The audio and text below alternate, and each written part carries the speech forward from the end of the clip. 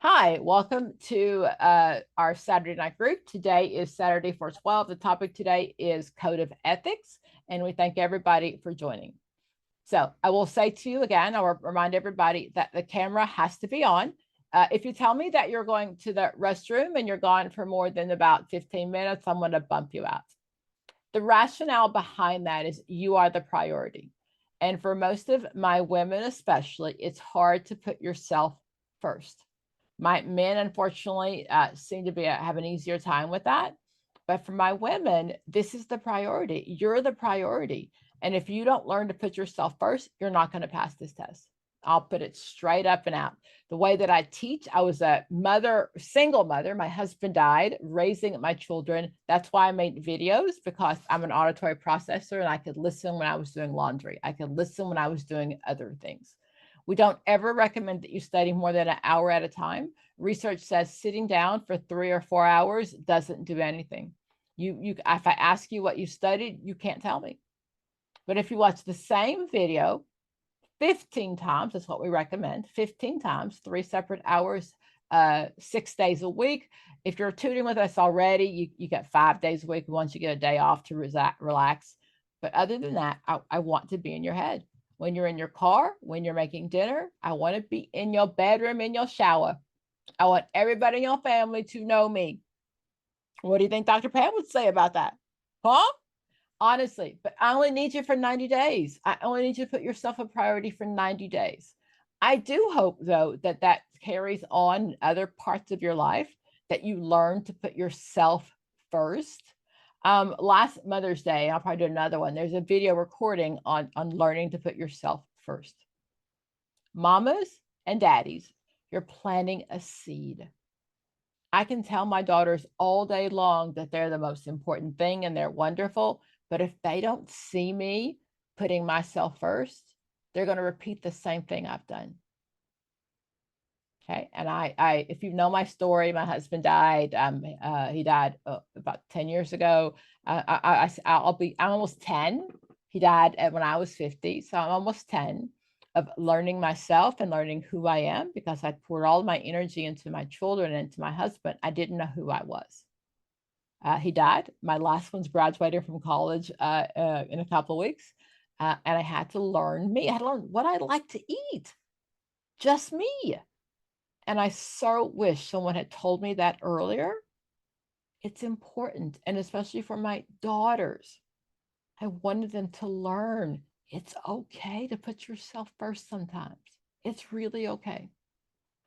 So that's why I teach the way that I teach. And that's why I demand your full time for these 2 hours. Okay, now go ahead. Someone said they were new.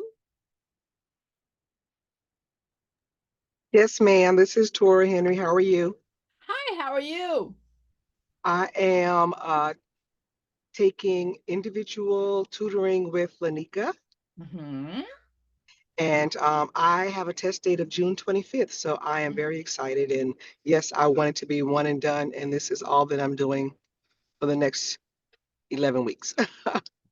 So your test date is June 25th? Yes, ma'am.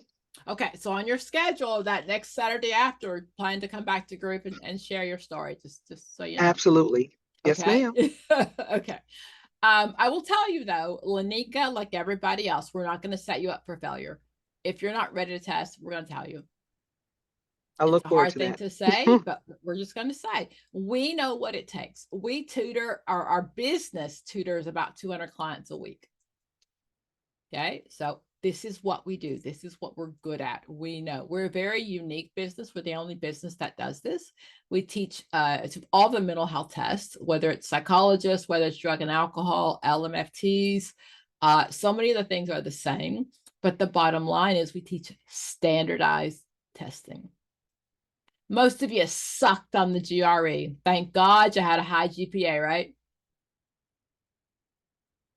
Y'all the smart kids. You had a 4.0. I know you. You're smart kids, but you don't know how to take a standardized test. You cannot bring in what your agency does in this test. We don't care. And as we talk and answer questions, if you hang out with me, I'm going to say, where do you see your name in that question? We don't care. It ain't about you. It's about the client and it's about the rules. Okay, so tonight we talk about ethics. We'll go over some things that probably your agency may do differently, but we don't care for the test. I normally open it up for questions in general, something you've seen on Pocket Prep, on test.com, on Josh's program, on ABCDEFG, anything you've seen that you're not sure why it was right or wrong.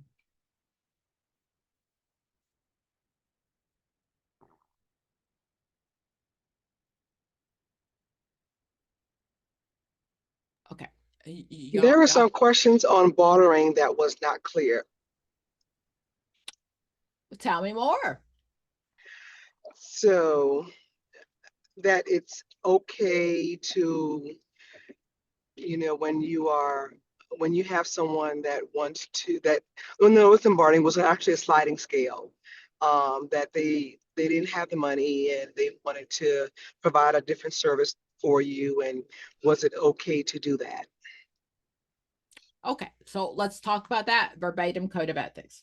What I want to remind you as we start these questions on code of ethics is that you are no different profession than your doctor, your dentist, your lawyer.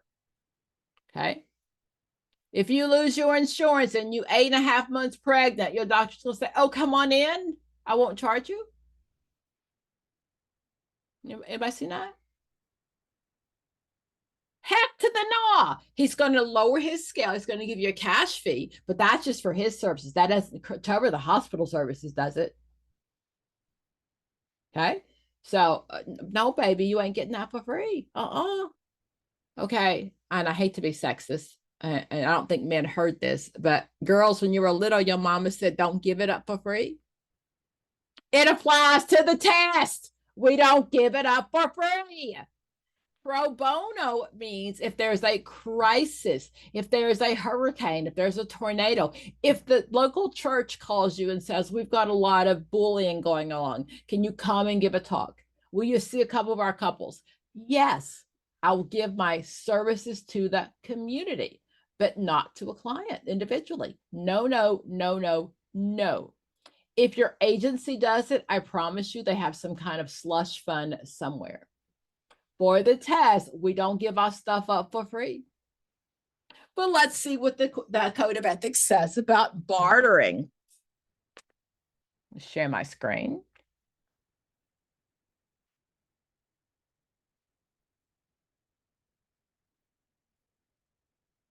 Do you see my screen? Yes.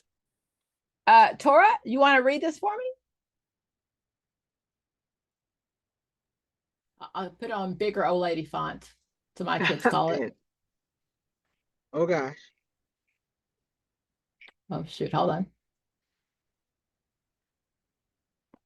So I can't really see that. One moment. That'd be too big. Let me download it and put it in your chat box. 1 second.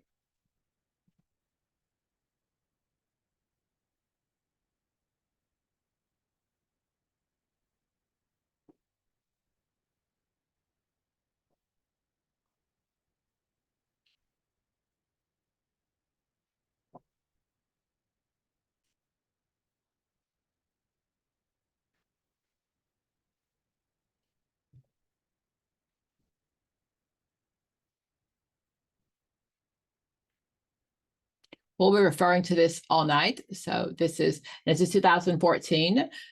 So it's the newest one there is. And remember, your professors may have told you something different, but this is what the current code of ethics says. And I can't tell you how important it is to read it for yourself. Okay, it's in your chat box. You can read it that way, but I'll go back and make it smaller so we can see it. Oh, no.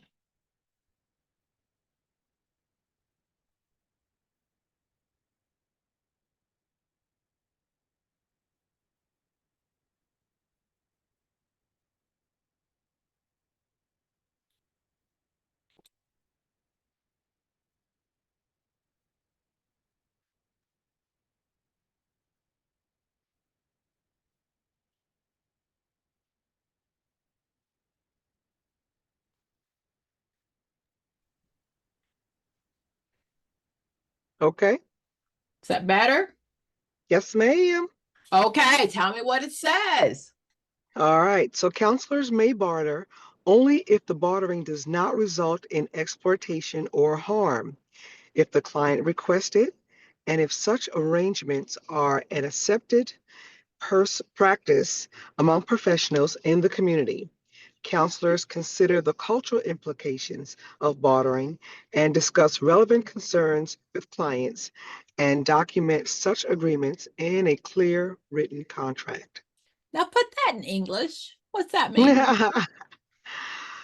So as long as the bartering does not exploit the, your business or the clients, you have to, that it's okay to do, but it needs to be written and it has to be arranged um, appropriately, so that, of course, it doesn't cause harm to the client. So it has to be what happens in the community. So if he pays the doctor, the dentist, the lawyer the same way, he can pay you the same way. He has to ask for it, and I cannot exploit him. It's very, very common. A lot of people that I tutor live in very rural areas. Okay. Towns of like less than a few thousand people. So it's common. It's common. Are people who barter poor? No, No, they're not no, not poor. often. If No. I own 1,000 acres and I got I'm a cattle rancher. I am not poor. Bartering people are not poor. So it's not that. It's not. We barter with our clients. If we have clients who said they can't afford us, if you can come up with something that meets our payment plan, we will. We've had someone bake cakes for all of our staff for their birthdays and their kids' stuff and send it to us. We had someone that taught us exercise classes. So as long as it's rate for rate, we'll barter with you. We have no problem with that. We're not going to exploit you though. Are you a steak eater, Tora? No, it's not good for my belly. Oh my goodness. Am I a steak eater? So somebody tell me when you go out to eat, what kind of steak do you like and what's the price? Filet mignon, and it's usually like anywhere from $40 up. Depends on where you go. I was gonna say you must be eating a 3-ounce one, okay? Because the 6-ounce filet mignon. Please, Paul. I'm like, can I get the kid size version of the filet mignon? Okay. So okay, this is before tariffs. Let's see how much it costs. That's my favorite kind of meat, by the way.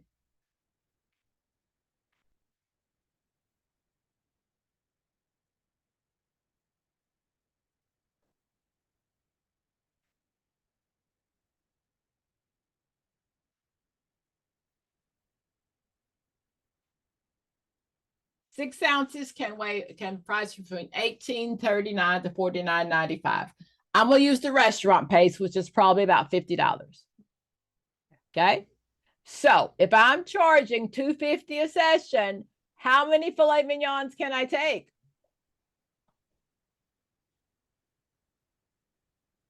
Okay, right. So I can't take a whole side of steak, a whole side of beef, half side of cow. I can't be doing that. Okay. I cannot exploit them. The client has to ask. It's really, really very common in rural areas. So I know it may not apply to you, but that's usually a test question.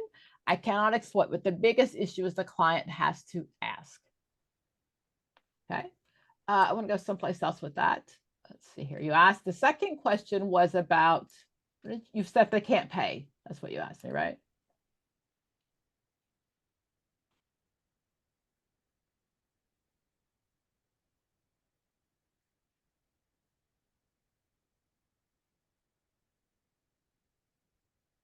Let's go here.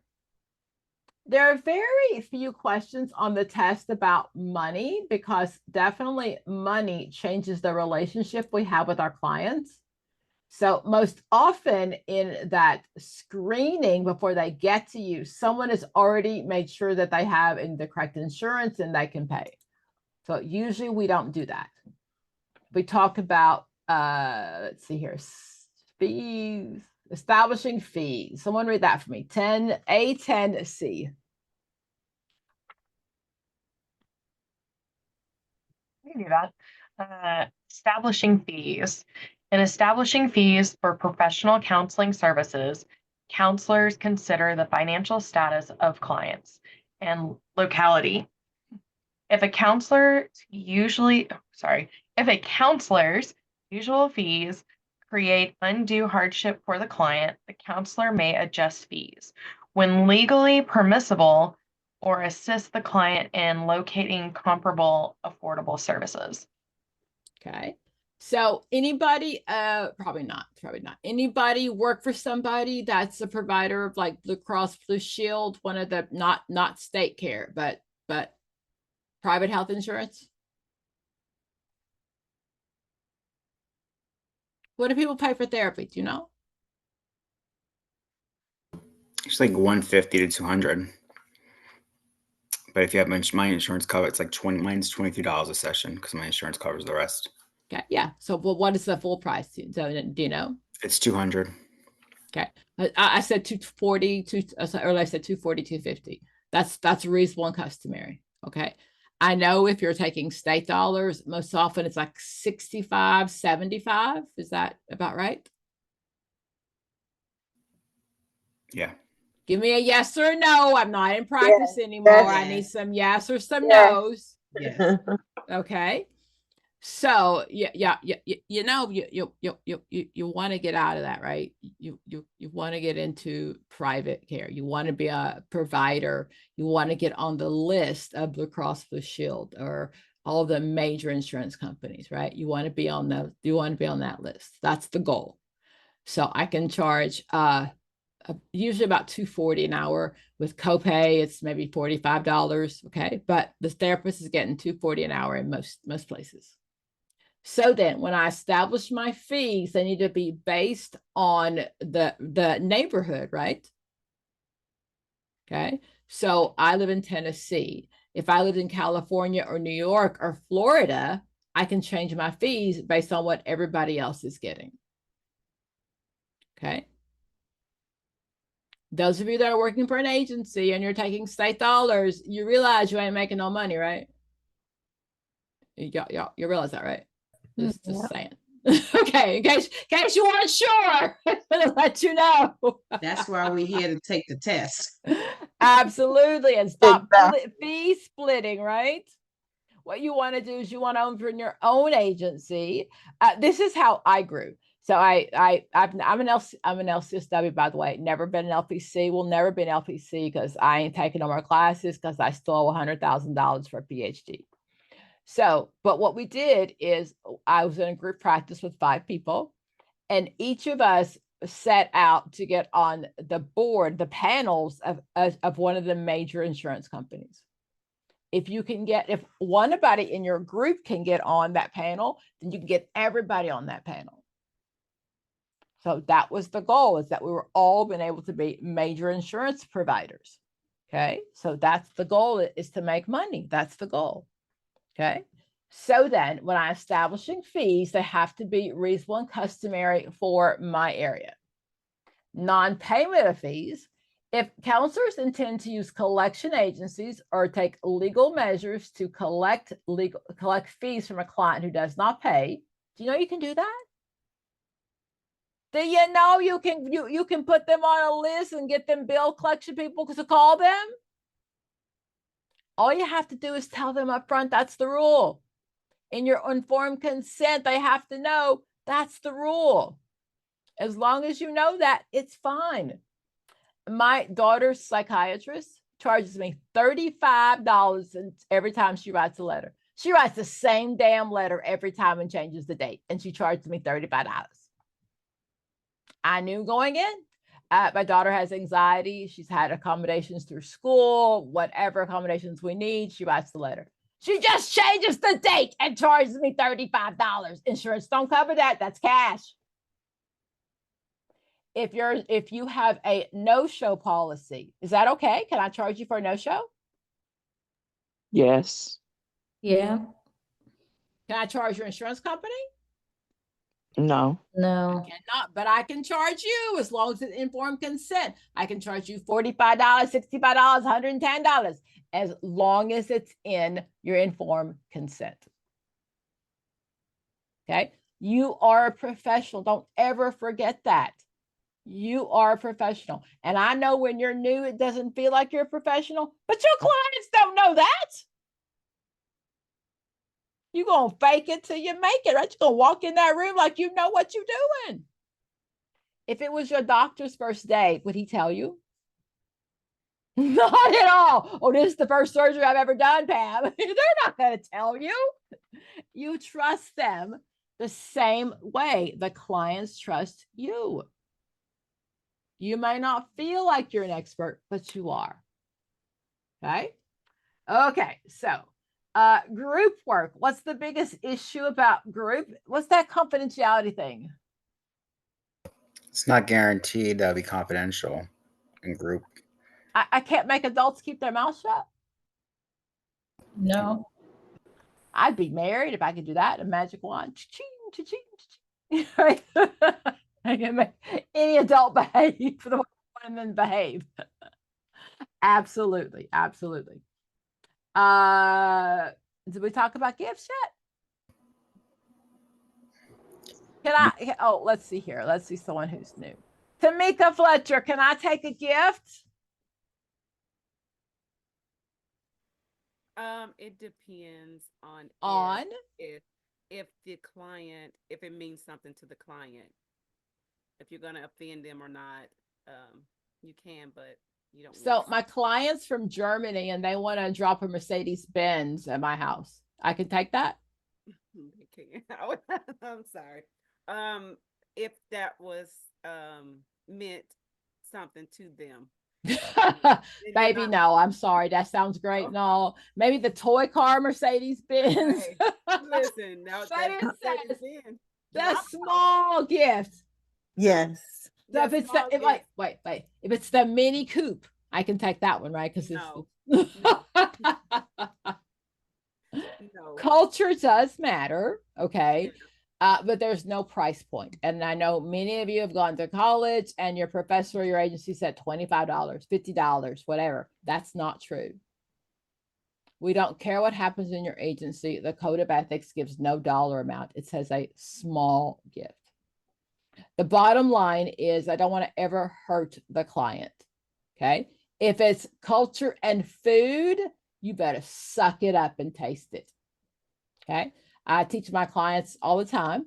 If you, I teach college. So if you're doing a home visit and they know you're coming and there's food, you better pray they have a dog, bring a doggy bag, something, but you better sit your little happy butt down and move that fork. Okay. We don't offend our clients. That's not okay. And us as Americans, we ain't eating them people's food. I don't know what they are. You better find a way to pretend. Don't you dare hurt your clients. While you may not feel like you're the expert, in their eyes, you are.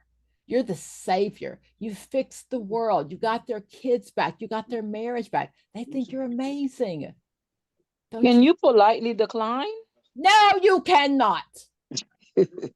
If they know you're coming and they made food for you, if they know you're coming, they have planned food, sit your happy butt down. No, we're not going to decline. If they bring it to the office, you can say thank you and we eat it later. Okay, but if you're at that house and there's dinner, a snack, a tea prepared, don't you dare. Don't you dare. Your clients think you're God. Do you get that? I know you don't feel like it, but they think you're amazing. And a lot of our families, a culture especially, you might have got the last pot of tea there was. Dr. Pat, are you saying if I go to the remote area and they offer me food, I should eat it? I'm saying you should pretend to eat it. I'm saying you bring a doggy bag, move the fork around, put it in the napkin, put it in your pocket, but sit down. Okay. Don't let them see that though, right? Okay. Okay. So this very specifically, if they know you're coming, you have a planned event. I'll be there tomorrow at 4, and they made food because they know you're coming. You need to sit down. You will hurt their feelings. And I don't ever want to hurt a client. That is not my job. Ever, ever, ever. Nothing we do should ever hurt a client. Well, Dr. Pam, what if this is a billionaire and he gives you that Mercedes-Benz for saving his marriage, and he says you will hurt my feelings if you don't take that? Baby, you can't take that. Sorry. Oh, okay. Gotcha. I know it sounds good and all. Okay, not for the test at least. What you do in the real world is up to you. Okay, I ain't your boss. Okay, so whatever. That's between you and your client. So no, but all the code of ethics, everything. Why do we keep notes? Because it's good for the client. Why do we show up today? Because it's good for the client. Every test question is about what's best for the client. And again, so that's one of the things. It says weigh the reasons the client wants to give you that and the reason why you want to take it.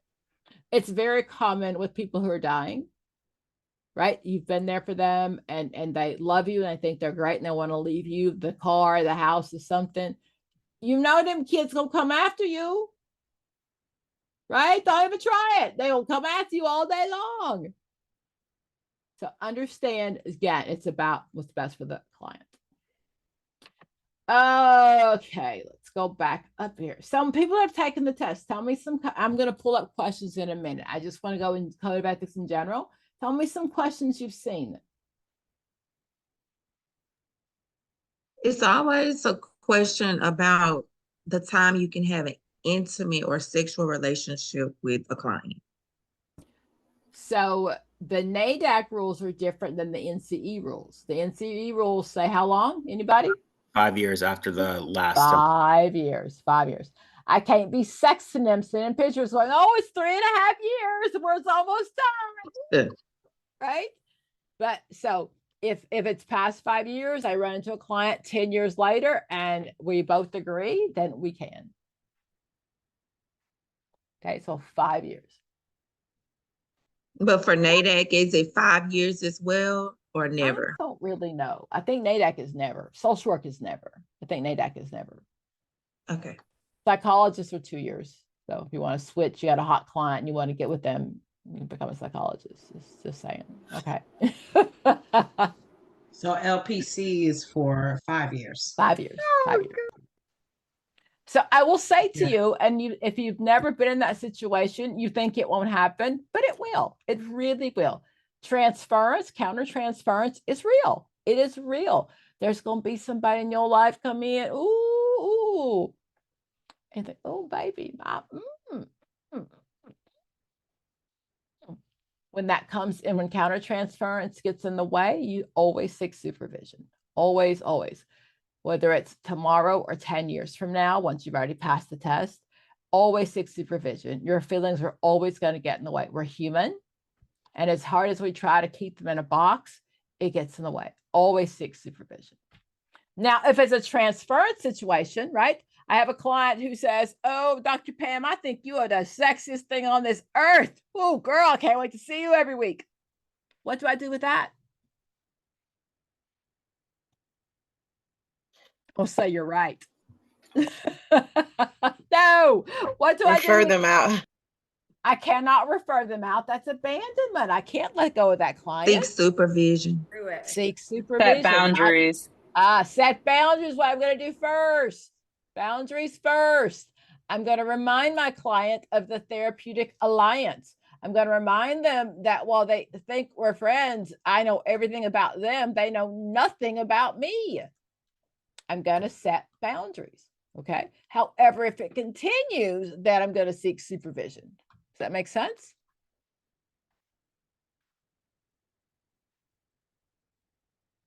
I'm trying to let somebody in 1 second.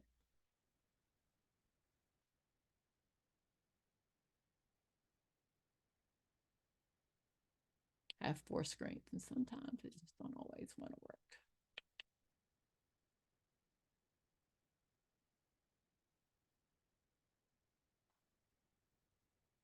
I should have a question about that.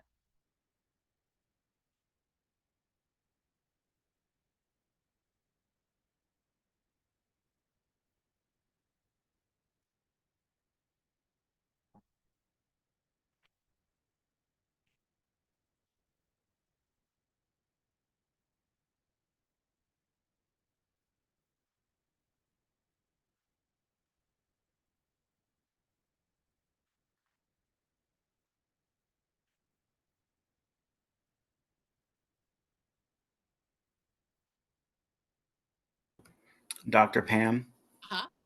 let's say you're counseling somebody who shares with you that they were sexually assaulted by their teacher, and the teacher's still, and the person's older now, and the teacher is still teaching.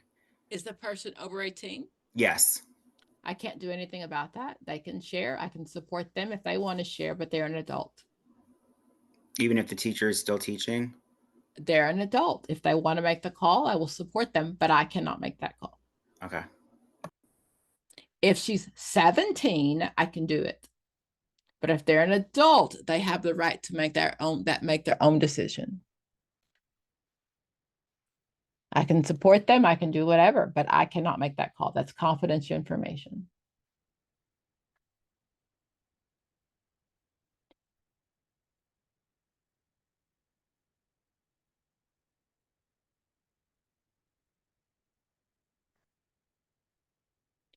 Am I sharing my screen? Yeah. Yes. Oh, let's see here. Who should I pick on? Oh, Ebony, it looks like you want this question. Thank you so much, Ebony. I really appreciate that when people volunteer. Okay, it's a social work question. I use social work questions because I know you've not seen them.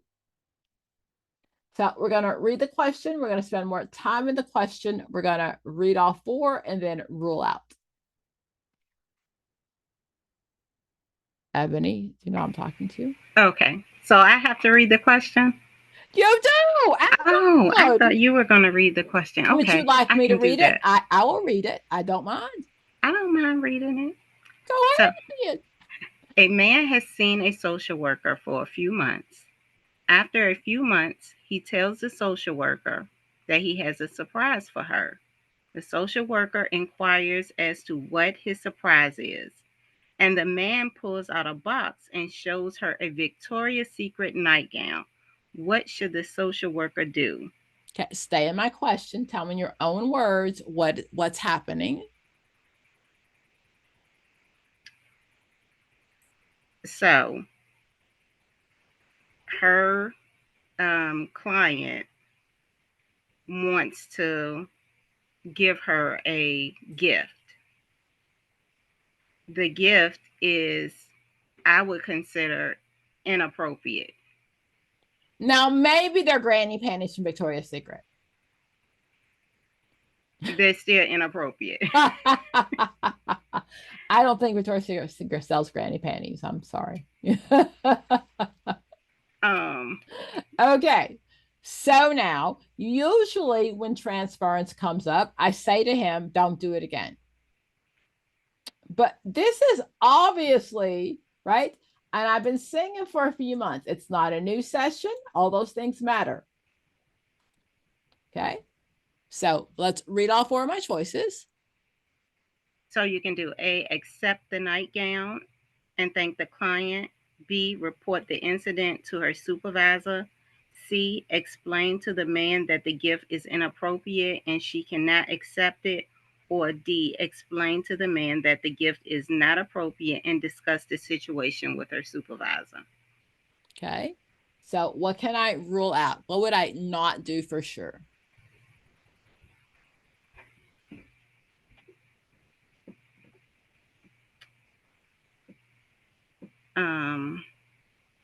Even if I don't think I would do C for sure. Okay. I don't know, but I'm just going with C for right now. But baby, you would look so good in it. Can you model it for me in the office? Yes, I would not do. Correct. Well.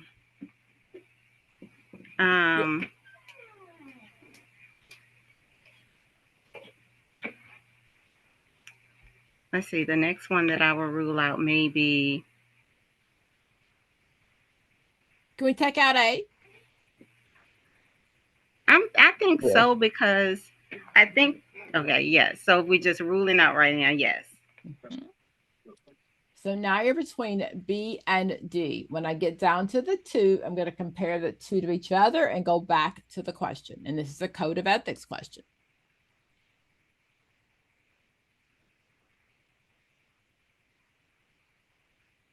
I do think that, I do think that I will report it to my supervisor, but I would probably, because I've been seeing them for a couple of months,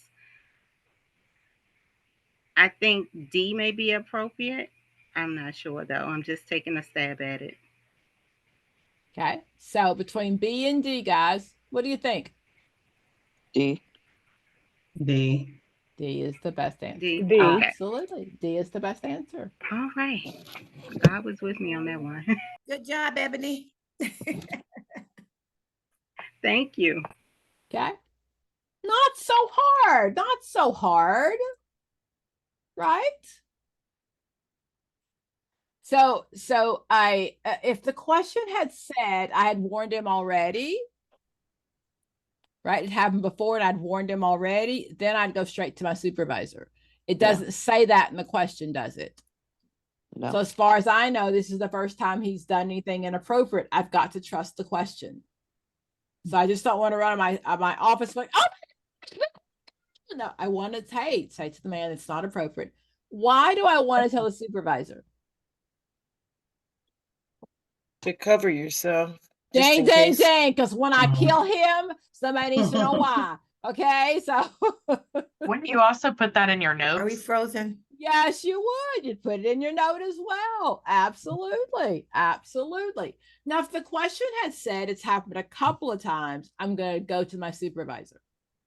At some point, if we can't work it out, we're going to send him to somebody else. We're going to refer him, but refer him out is not the first choice. Okay. Dr. Pam, I have a question. I know we talked about this with the other code of ethics about gifting. And so, I mean, when I was reading the question, I was going between C and D, but I was like, okay, D is more appropriate. But why wouldn't you, this is just hypothetically, I'm asking a question for a rationalization of the ethics. Why wouldn't C be another option as well? Because it's not wrong. Hello, because it's a gift from Victoria's Secret. So it would look going back to the value. If it's no, it's not the value. Girl, you've been to Victoria's Secret. No. Y'all want me to see, you want to see my deep plunge? No, cut bra. I can show it to you. Victoria's Secret, deep plunge. I'm a good old A cup without this bra. Okay, so I get the point of inappropriate, but it also said, and she could not accept to do with the value. Nothing. This is not a value question. It's just inappropriate for him to bring that to me. Correct. Okay. Does that make sense? Yes. Okay. Yes. So code of ethics is our guideline, but it's a reading test. If a client, if it says Victoria's Secret's on the outside, I'm not even gonna open it. I ain't gonna open it. I'm gonna say thank you, sir. Right? No. Okay. Victoria's Secret doesn't sell anything that I expect the client to buy. If it said Walmart and like there were granny panties, I might have to give it a second thought, right? Because So what I want you to understand though is yes, it's a code of ethics question. I have to have the basics understanding of the code of ethics, but I still have to understand and read the question. This is inappropriate. It's not okay. So Dr. Pam, so you're saying that, because I was thinking the same thing like Sharon, but so we can't assume that they're going to discuss it with the supervisor. Just read. No assuming, just read. So we don't see anything in there about supervision, so supervisor, so we go with, oh, I see now. Okay. I missed that. I missed some of that question. Say that again. Right, the assumption, no assuming. So as long as if I don't see it in the answer, then it's not an answer. So tell me why I'm missing something. Because the C says explain to the man that the gift is inappropriate and she cannot accept it. So it doesn't say anything about discussing the situation with the supervisor. So I can't assume. It does not. However, The point of this question is normally with transference, I just set boundaries, right? Mhm. But it's a gift from Victoria's Secret. What's that man got in mind? I Right. just thought you needed some new bras, Pam. Right, Dr. Pam. It wasn't Okay. a hand lotion, it was a nightgown. Exactly. From Victoria's Secret. If the question goes out of its way to say that to you, it's a reading test. They're dropping some hints. So, Dr. Pam, if the patient had bought the nightgown from Walmart, are you going to accept it? No, I'm not. But I probably would have just said, I would have probably said to him, thank you, but I can't accept it. I would have left it there. I would Okay. not have needed a supervision to say if it's something a gift from Walmart. And I'm not downing Walmart. I'm just saying the whole purpose of this question is it's something that's sexual. So that's where the Victoria's Secret nightgown was kind of like the flag. That was the flag. Normally gotcha. with transference, I just say to him, it's not appropriate. But Okay. somebody needs to know outside this room that this man bought me this stuff, because when I kill him and I note it, that he needs to know that that ain't appropriate. It's the type of gift that makes this question. Do you understand? Does that make sense? Because you're Yes. maintaining a therapeutic relationship, right? Maybe not. Oh, okay. But yes. I'm gonna take your cut. Okay, does that make sense though? That's the goal in this particular question. It's the type of gift that makes it not okay. I do agree. Even seeing the bags, Victoria's Secret is a no-no. Just seeing the bags, I won't even entertain it. Okay. They may sell some things, because that's not what I buy when I go, but they may sell some things that cover some stuff. I ain't never seen in my Victoria's Secret. Just saying. But what if it's that body mist? I love that I body was mist. just That thinking might. about that in my head. Oh my It Lord, doesn't guys. matter. It Really? doesn't matter. Really? That's Victoria's Secret. You cannot take it. Now, if it's from Pink, it might be some sweatpants, okay? But they're still expensive and you can't take it. Okay. Okay. So let me pull up some more questions. So one of the biggest issues that happens with most of my clients is you see children separate from their family. Is that okay according to the Code of Ethics? No.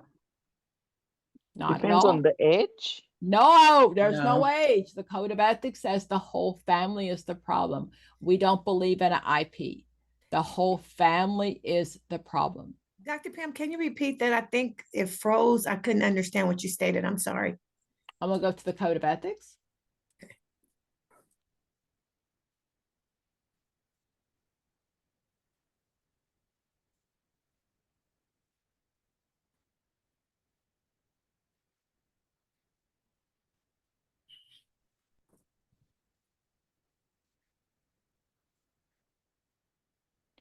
B4B. See that? Pamela Fair. Can you read that for me?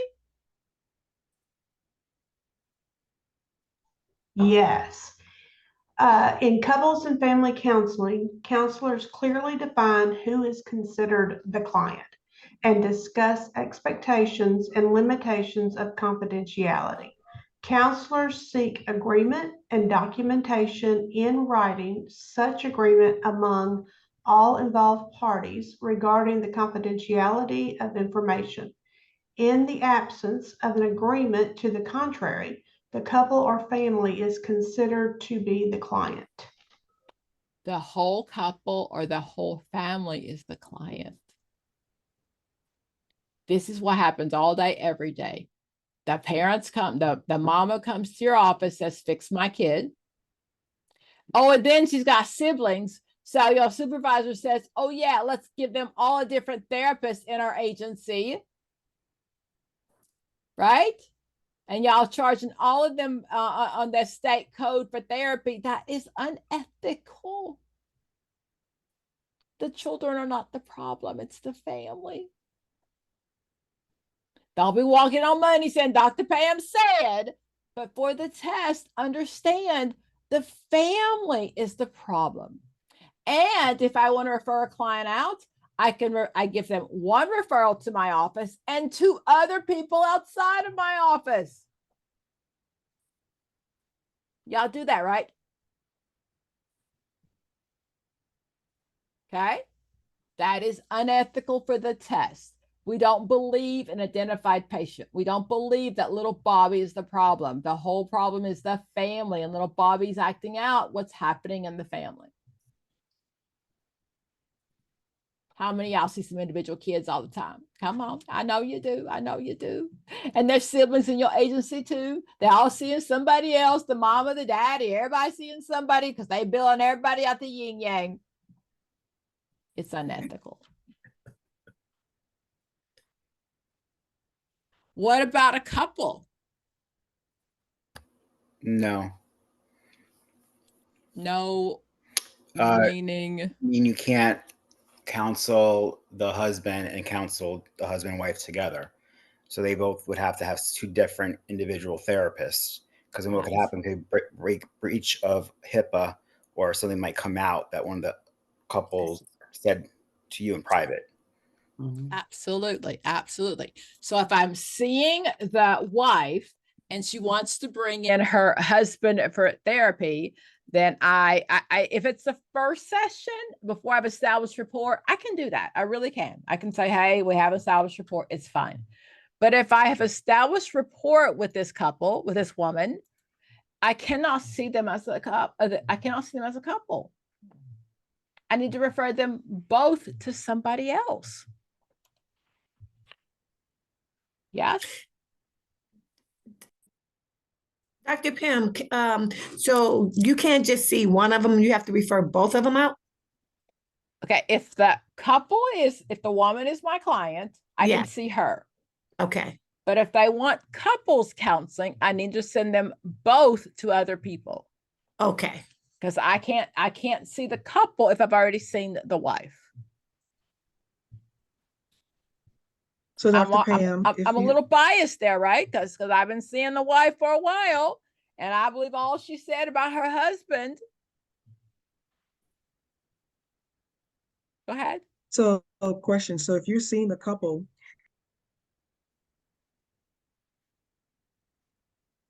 keep going.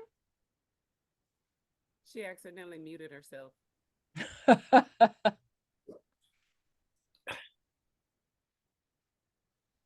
I call it a caucus, but it's She's muted still. All right, you just muted yourself again. I'm sorry. So I call it a caucus, but it's not appropriate.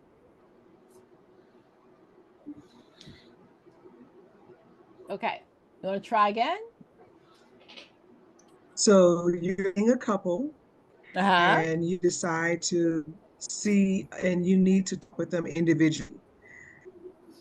And you separate them, you have individual sessions, and you bring them back together. Is that appropriate?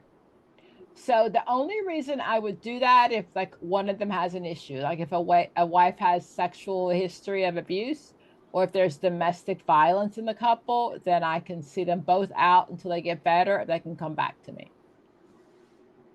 But the couple is my client. Does that make sense? Yes.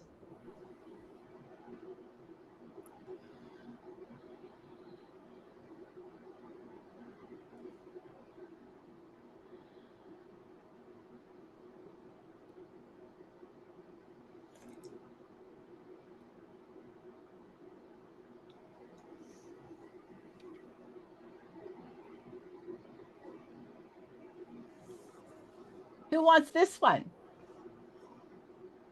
I'll try it. Go ahead.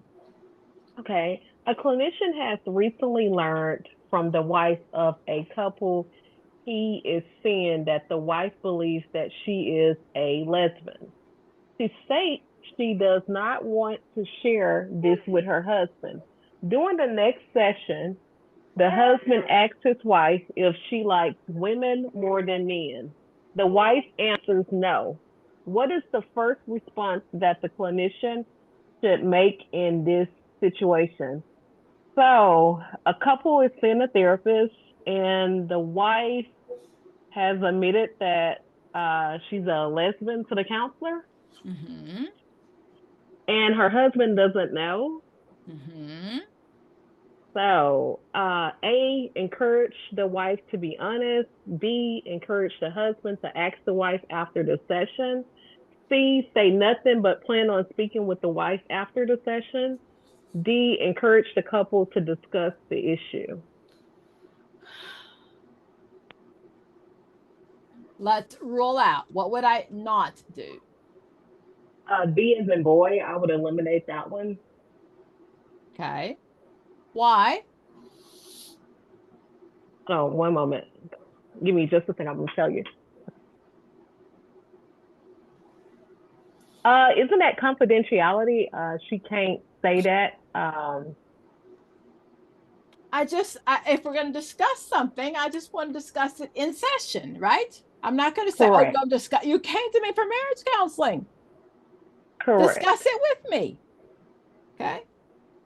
Okay. Okay, and the couple to discuss the issue. So would you roll out? We're still rolling out. Okay, I would eliminate D because it needs to be in session when they talk. Well, D doesn't say they're not in session, does it? No, it doesn't. Hold okay, on. you be adding some words to the question. You making I up am. some stuff as we go along. Let me stop. If you want to write your own question, you let me know how that works for you for the test. No, I don't. Okay, so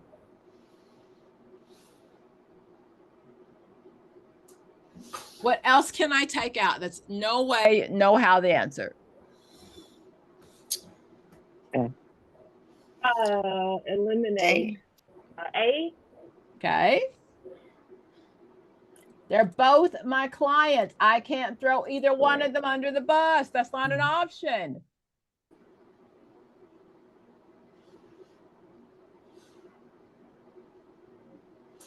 I would say it's D as in dog.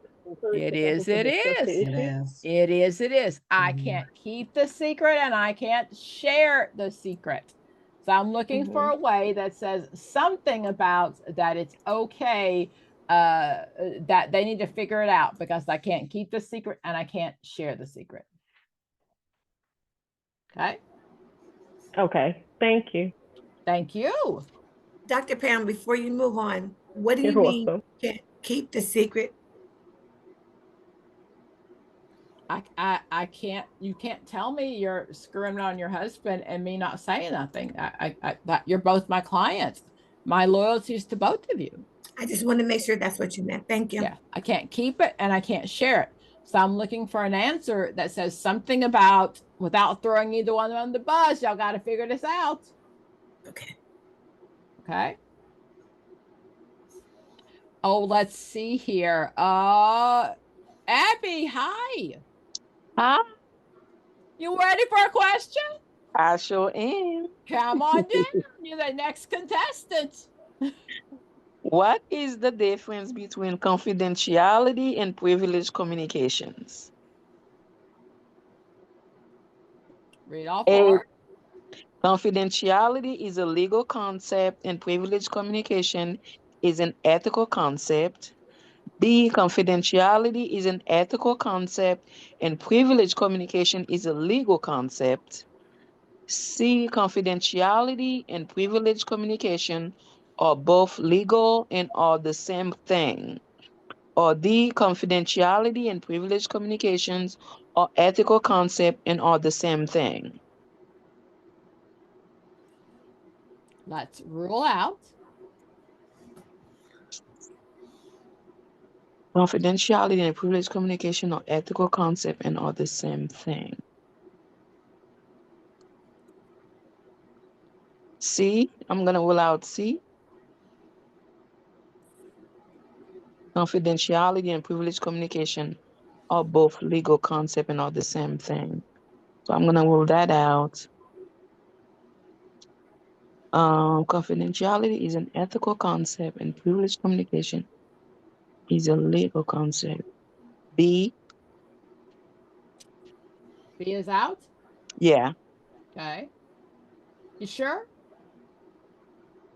B, confidentiality. Confidentiality is a ethical. No, I'm not sure. A, confidentiality is a legal concept.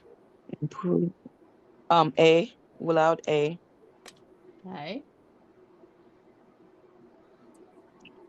Let me look at D, confidentiality and rule out D.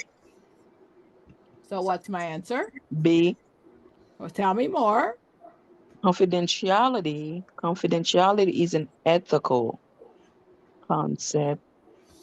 Privileged communication is a legal concept. That's it. So when am I going to claim privilege? If you get some sort of legal document, something from the court. When I'm in front of the judge, right? The judge asked me, "Hey, Dr. Pam, you know what? Can you share what this client said?" Yes. So I'm trying to keep my mouth shut. Even if I know my client is guilty, I'm still trying to keep my mouth shut. I'm trying to protect my client. Dr. Pam, Dr. Pam, this is a reading test because I had to read it over to get it. Yes. I heard that somewhere. Dr. Pam, yes. For privileged communication, does it always fall under legal? Always. That's a legal term. Okay. Do you mind if I tell the group the reason why I remember it? Because I know confidentiality is ethical, but privilege has LEG in it, and it made me remember legal concept. If they forget, like if they're doing the test. Hey, I like that. Did you guys get that? Good. I like that. Yeah, that was good. I'm going to use that and not give you credit, by the way. That's okay. You can give me a bell later. I used to watch it before I paid for it. I would say, guess what I know, and not give you any credit at all. Just so you know. This is recorded, Dr. Pam. I can take that part out.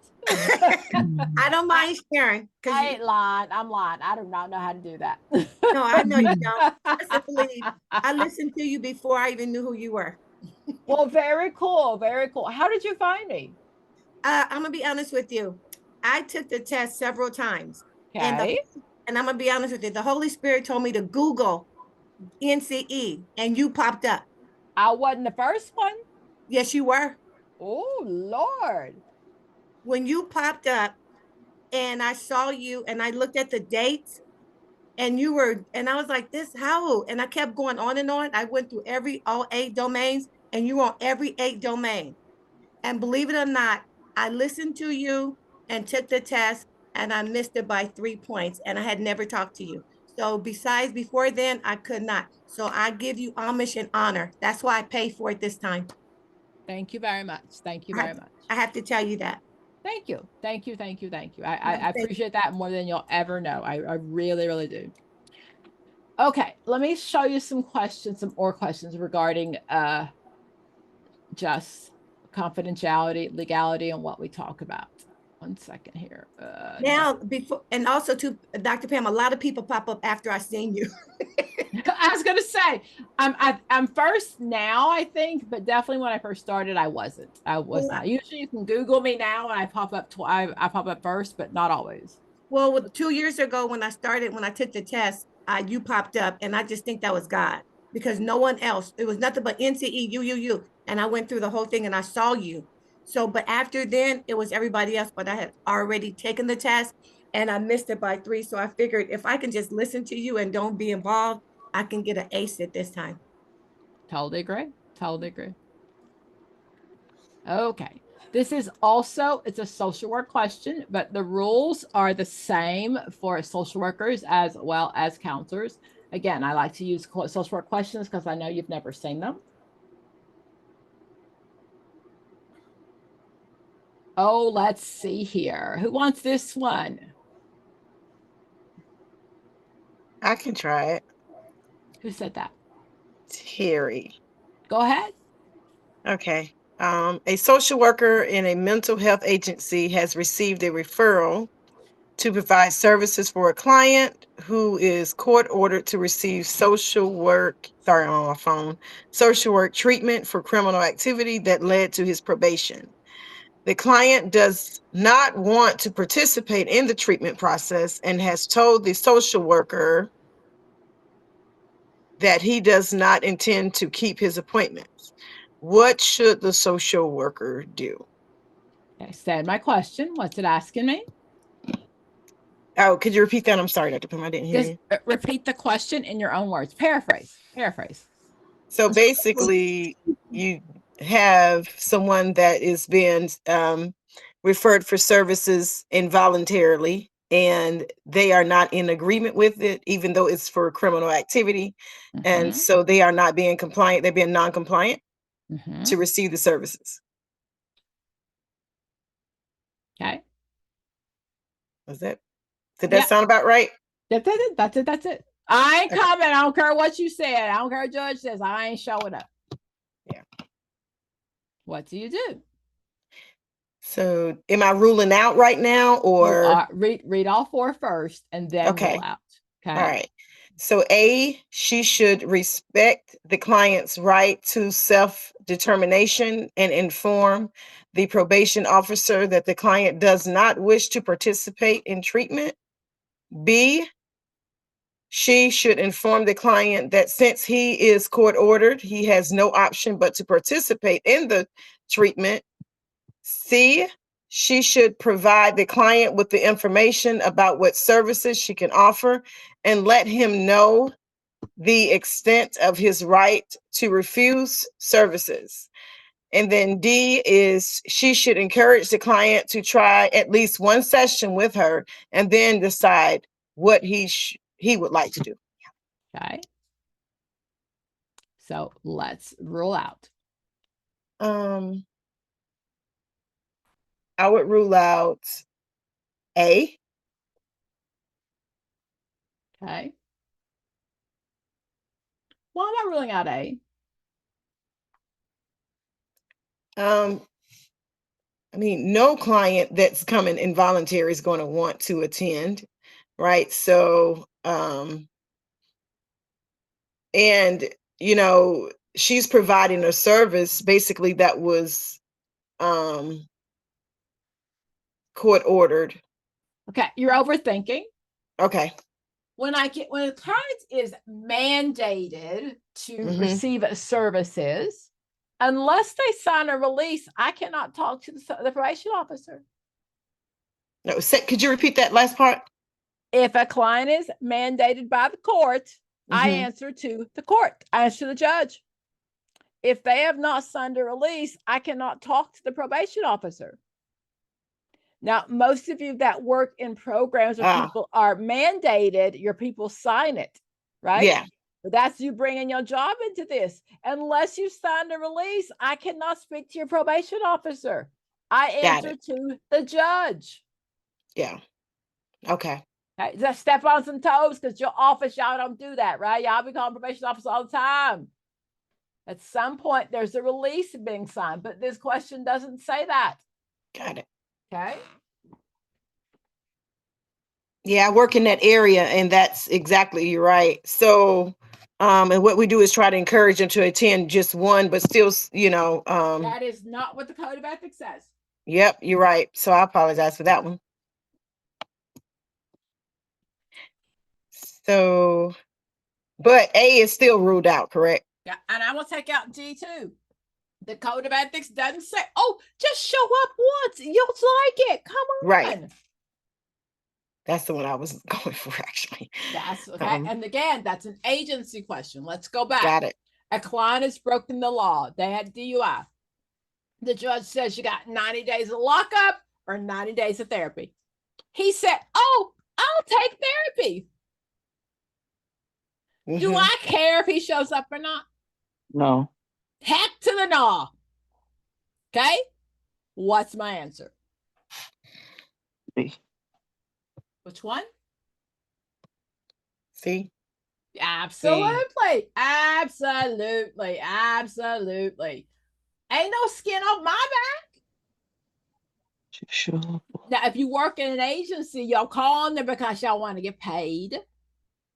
Right, guys, because right, we can bill state dollars. Y'all want to get paid, but that is not a test answer. I don't care if you show up or not. Code of ethics. Yes. Why not B? Why not? I mean, because he has an option. He cannot show up. I don't care.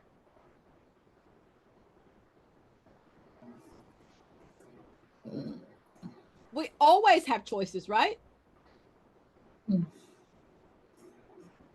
Yeah. So many of you that work for agencies that call them and beg them to come in, it's because you care, right? No. It's because y'all get paid. Okay? So, test question. We don't care what you do in your agency. Code of ethics says don't show up. It's not my problem. So what does it mean when it says information about what services she can offer? I'm going to remind him. Anybody work with court order people? So I say to them, I remind them that I'm not part of the court. I'm a separate person. This is what I do. And the judge has ordered you here. That's it. Show up or don't is not my problem. I know. I'm a social worker. I'm probably the meanest social worker y'all ever met, right?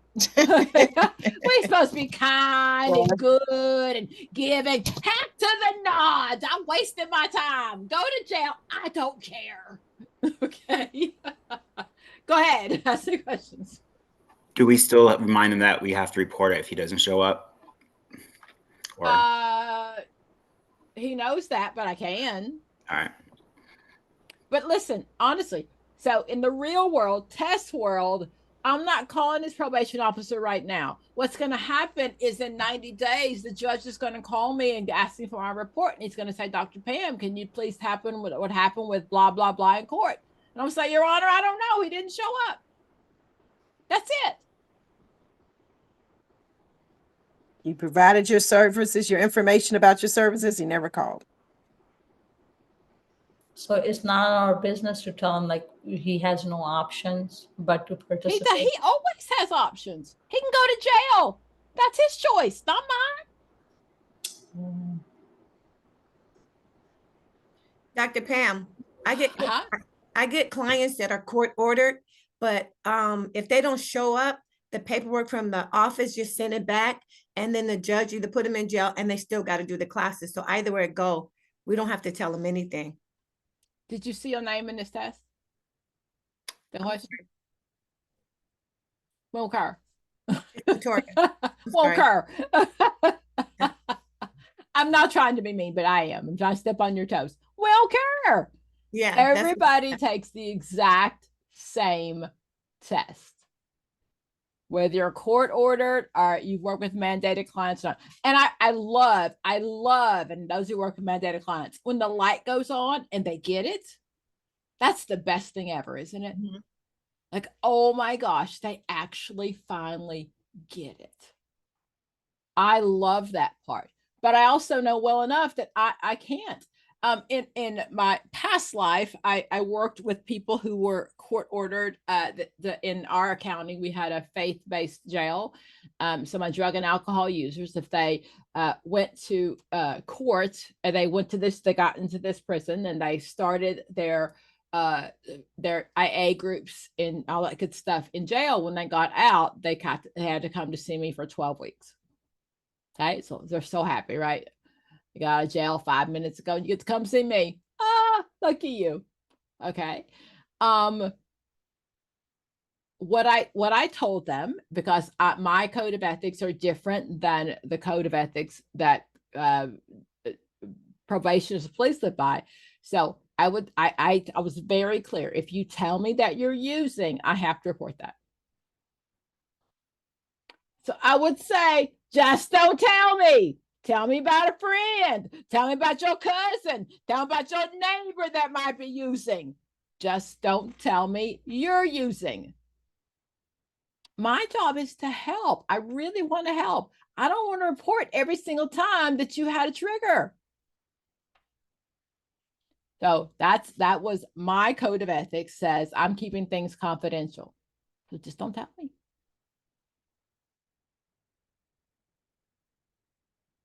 Right? Okay. So how many? Oh, I see some surprise faces. Oh my God, Dr. Pam, you just made that up, didn't you? There's a social work question. It can't be true for counselors, right? I just made it up. I did not just make it up. That's No, how you did not. You did not. I did not. I don't have it. Well, I do write questions, but not today. I don't have time to write any questions. Okay, let's keep going. Have you learned a thing or two or seven?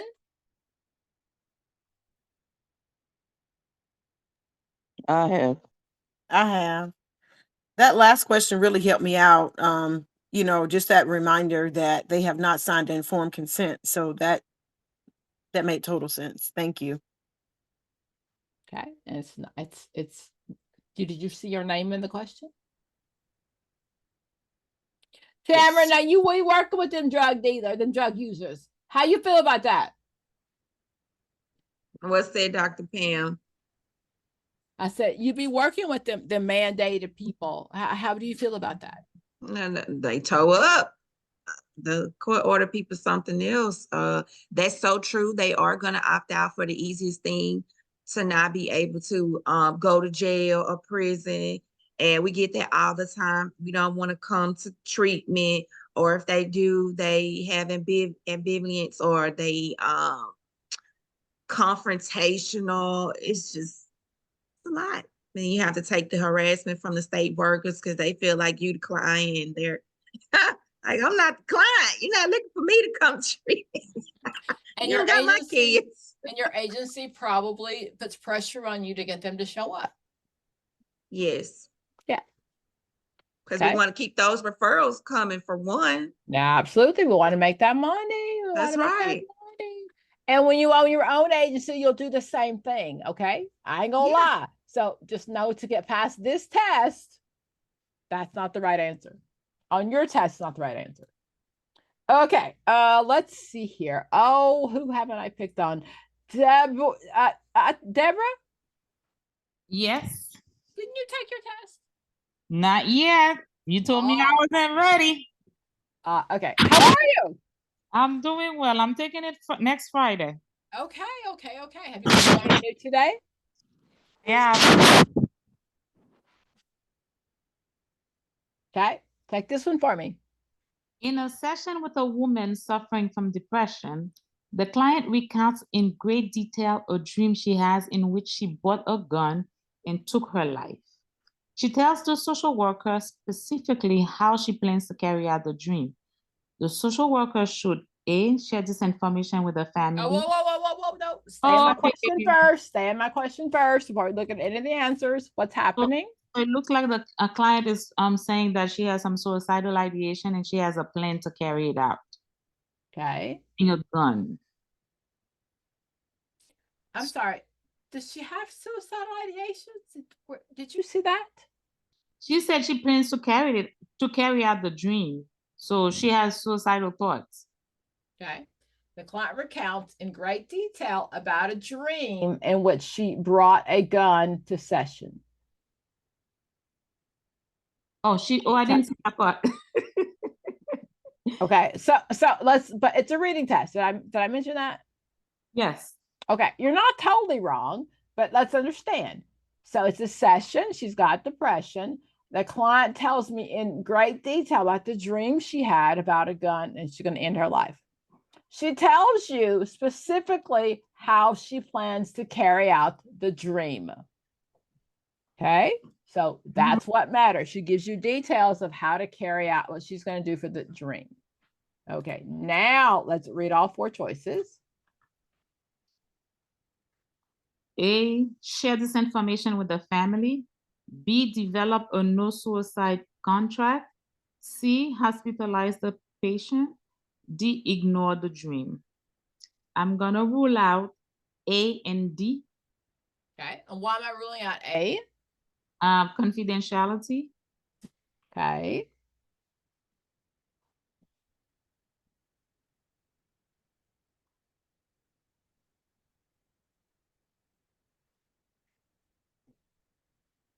So now between B and C.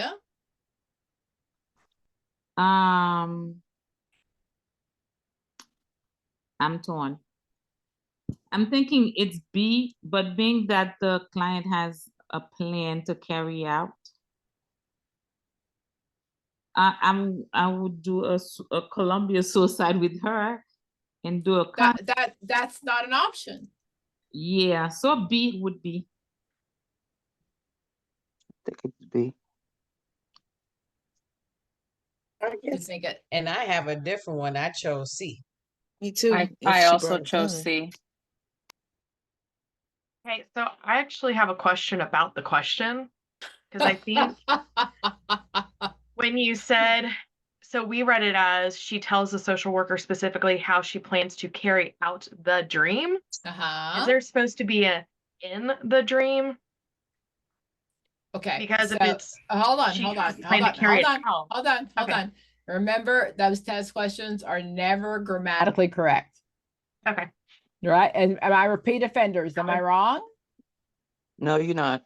That they leave out some pluses and some minuses and some periods. So this is a Yes. yeah. Okay. So don't get caught up in the grammar. Don't do that.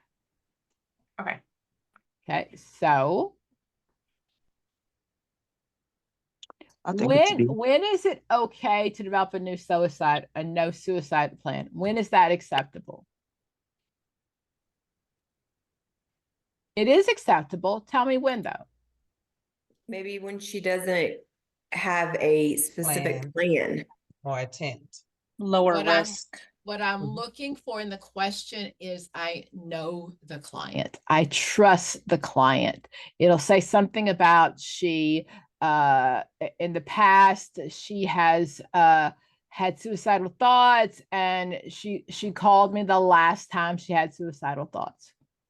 So I'm looking for an answer that talks about that she's done this before. I know her. In this one, I don't know her that well, do I? No. So we assess to see if she has a plan, correct? Correct. Does she have a plan? Yes. Then what am I gonna do? Send her to the hospital. Yes, I am. You can do a no suicide contract. You can, but the question would tell me something about that. I know her. We've been meeting together for years and years and years. I know her. Okay, so there's nothing in this question that makes me think she's safe. So we assess, and she has a plan. That's a concern. Remember, the word that, go ahead. Sorry. The word that stood out to me the most was specifically. That means you have a specific intent. Like, yeah. Absolutely. That screams you have a plan. You have a plan. So I can't just ignore that. And I'll just go home. It'll be fine. But I want to remind you, you can do a no suicide. When you see a question about a contract is not the same thing as a treatment plan. The contract is, I know you and I've known you for a while. We can do a no harm contract, a no cutting contract. All those things we definitely can do. Okay. But in this particular question, I don't see anything in there that says that I trust her. Are we good? Yeah, I'm just wondering in real life. I mean, I have a lot of. I don't teach real life. I teach tests. All right. Okay. Thank you. But I can answer your question if you'd like. But I'm just letting you know I only teach to the test. Go ahead So and ask. I have several clients, and most of them are children who have suicidal ideation and has planned and has tried, attempted, right? But I don't send them to the hospital.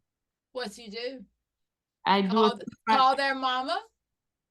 I do a safety contract with them, a safety plan. How old are they? 13. I have 7-year-olds. So you must know them well enough to trust them.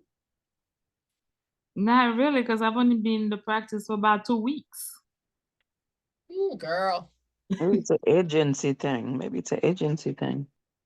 But they come in, I mean, they're school-based kids. They have a history.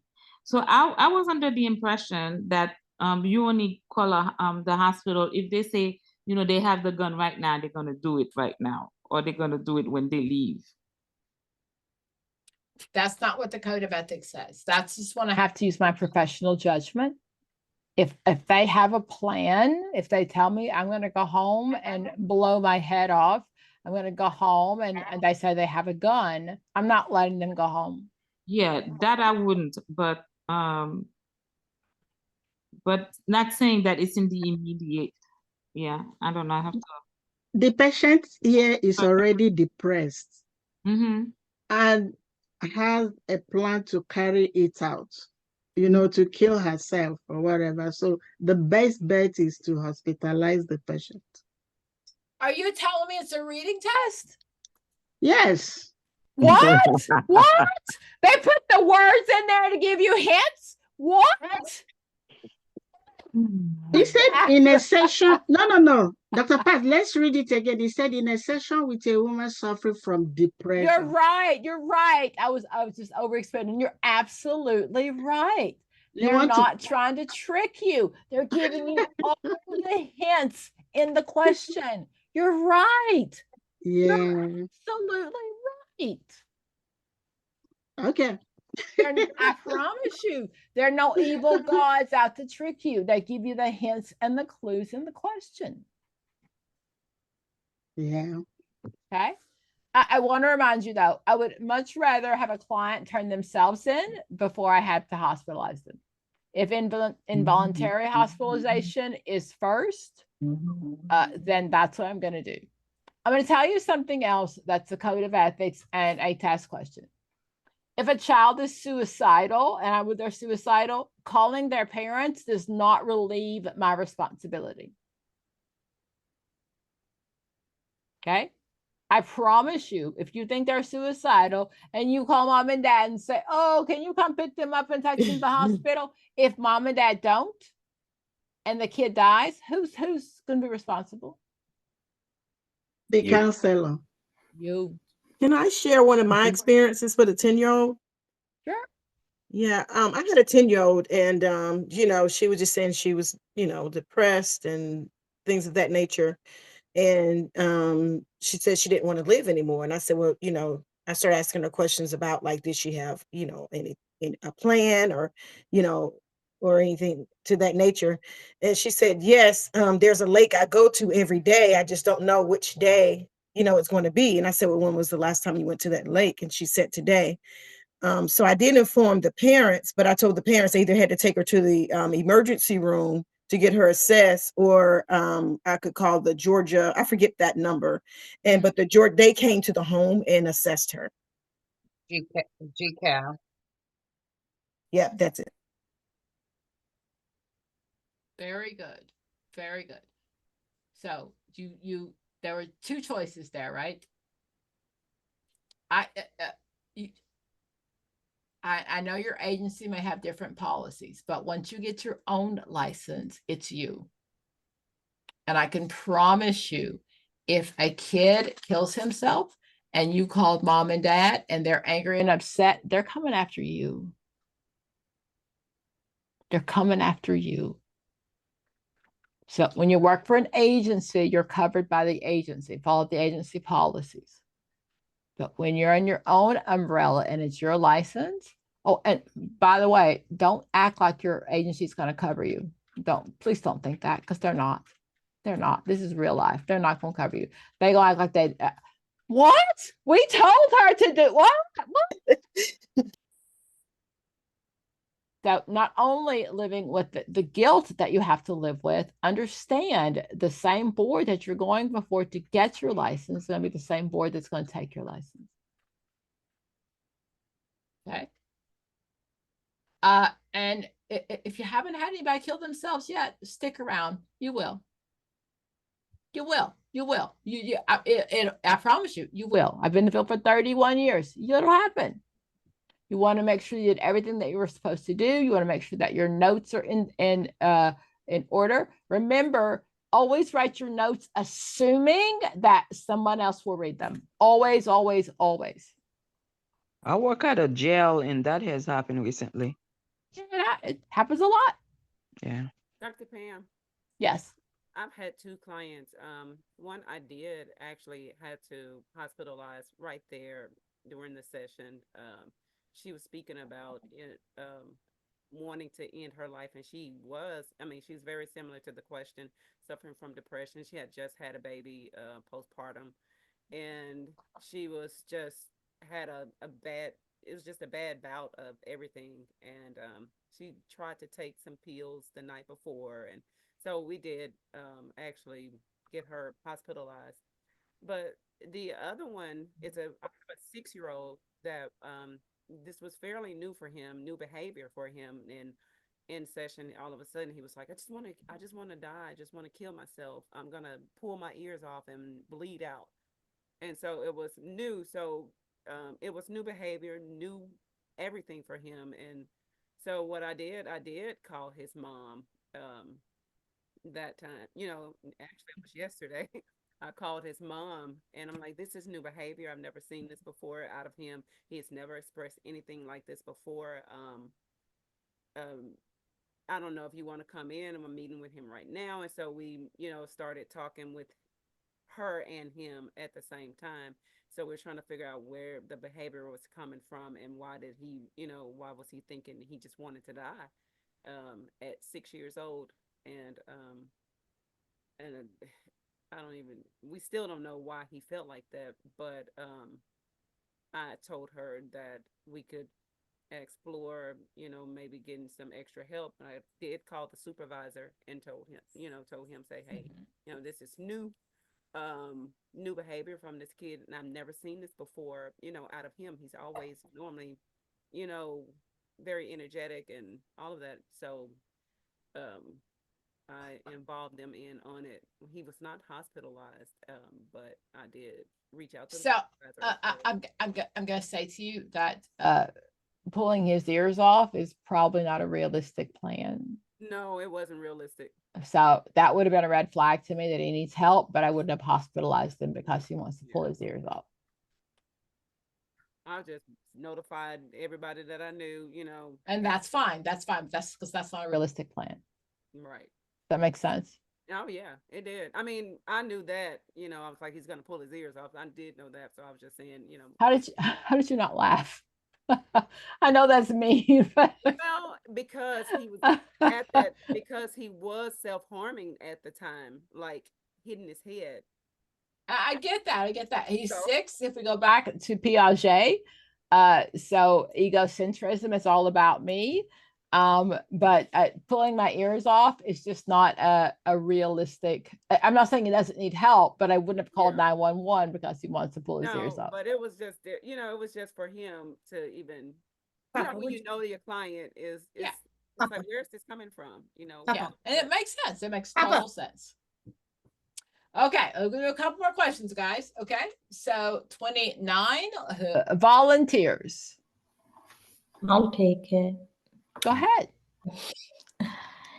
During an intake interview at Mental Health Center, a 22-year-old client who is being evaluated as a suicide risk leaves the office where the evaluation is taking place and walks out the door. the social worker's first course of action is. I read it and I don't know what I read. Okay, So, we'll go back to the question. okay. During an intake interview at the mental health center, a 22-year-old client who is being evaluated as a suicide risk leaves the office where the evaluation is taking place and walks out the door. The social So he comes to he's in the office, right? Because he was suicidal. And before I can evaluate him, he leaves. Yeah. Okay. It's just my anxiety. I read it and then I just don't. So, okay. Breathe. Just breathe. Just breathe. So can I do the options now? Yes. A, notifies the police. B, notify the client's family if known. C, try to reach the client later that day so as to give him time to adjust. D, wait until the client tries to contact the social worker as a mean of establishing boundaries. 22-year-old who's being as a risk, as a suicide risk. Okay.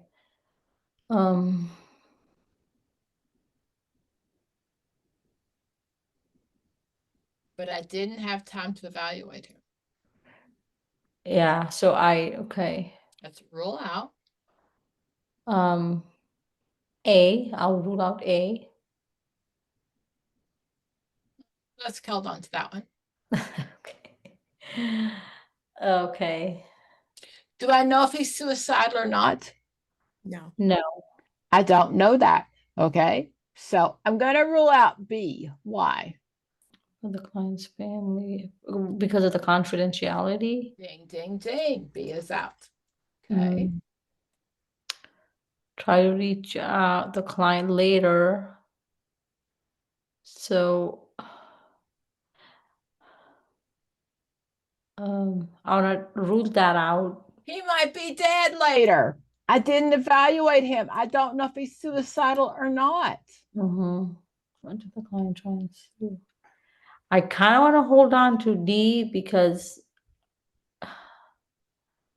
Maybe if I wait, he may not be here. Establishing boundaries. Okay. Okay.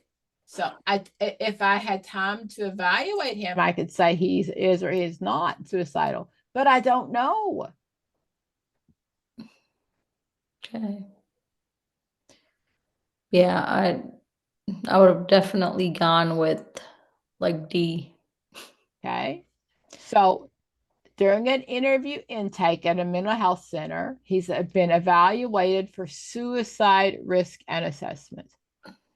I don't have time for that. I have to do something because I don't know. I don't know what's going to happen. So that's like a welfare check or something, like you just to make sure that is that why alive? He's still alive. It's a suicidal ideation, and he left. He could have gone around the corner and slashed his wrist. Okay. Dr. Pam, Okay. I'd like to ask you a question about that. I'm trying not to read too much into it because I know it's a reading question, so I may be overreading. But it says during an interview. Okay, so we're assuming by the time he got to the interview, once a person sees us, the HIPAA is automatically started. It doesn't have to do with paper, doesn't have to do with the paperwork, correct? He's in my office. Yes. And if I'm interviewing, oh God, you're just overthinking. I'm not even going to answer that. No, you are just so overthinking. I told you that, but the reason why I asked you that is because when she said something about notifying the client's family, and you already said that it was a HIPAA violation, so I didn't pay attention to when it says that it was doing an interview, that the papers were already done. That's why I was asking you that, because it's already an interview in progress. No? Just don't. Don't.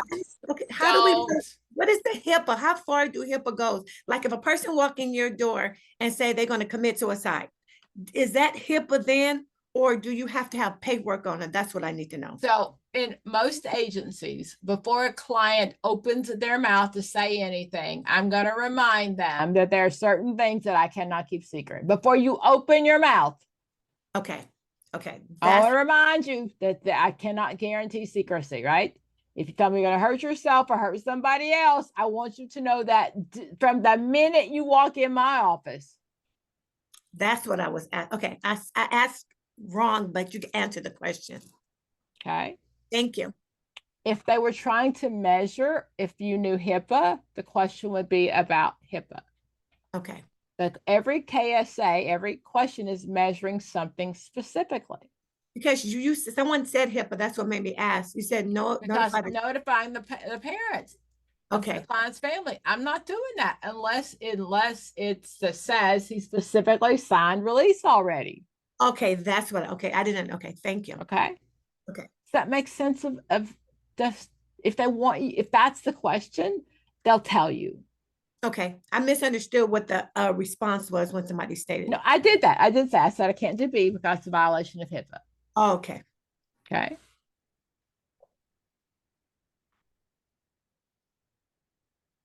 I love this question, the social work question. Melissa Wilson, you look like you just been dying for a question tonight. Oh, Dr. Pam, please pick me. Thank you.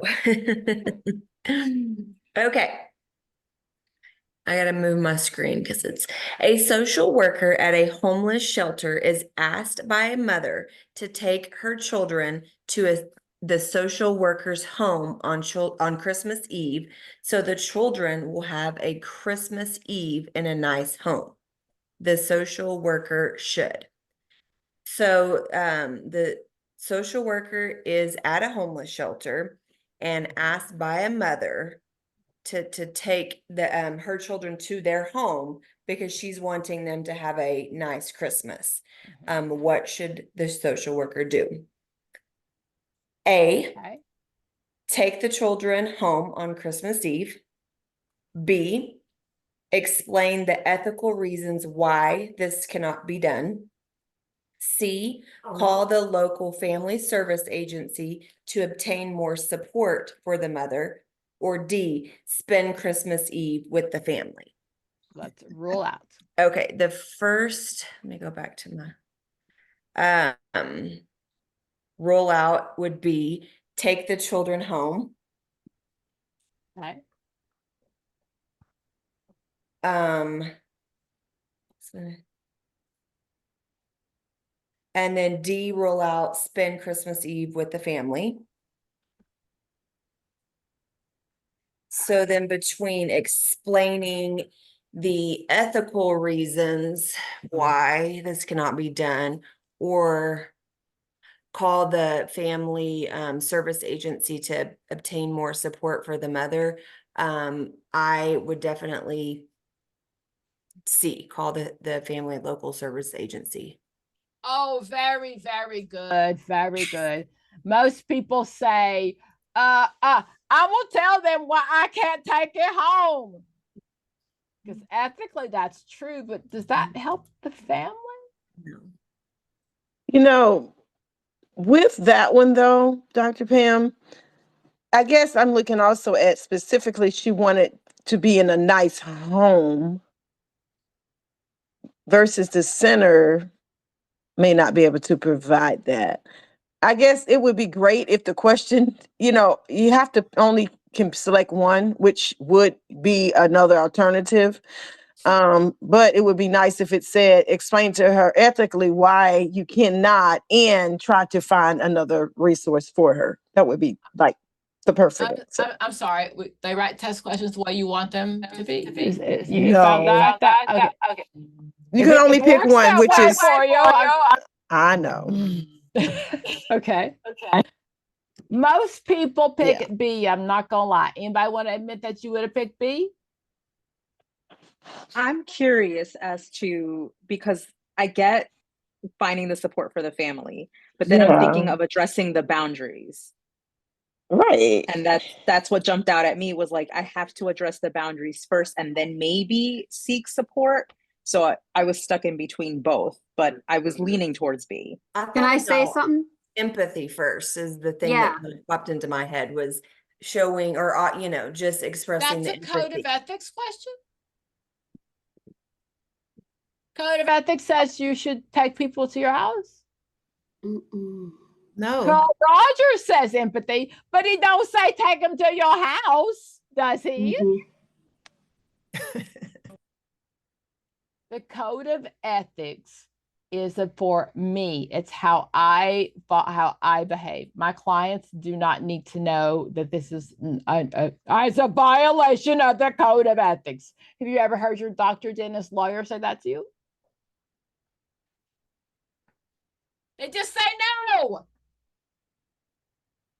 The code of ethics are how we operate. I don't have to explain that to anybody. Correct. I can just imagine it now. Little Becky, she's sitting there, blonde hair in the coat, and big old tears are falling down her face, right? And and mama's like, please, please. And you're like, excuse me, my code of ethics says I cannot take her home. I know, but then she'll be asking for her to come for Easter. Most of y'all gonna pick A. You gonna say, okay, baby, get my card. Just don't tell nobody. Yes, yes, and yes. Okay. Lexus, what you was about to take her home, weren't you? Not at all. I'm not gonna lose my license for nobody. Okay. It's not unethical. You won't lose your license if you take her home. It was just some things that I've learned, like no touching, no doing all that other stuff. It's just like, I don't want to ever cross those boundaries. Are you saying that children lie?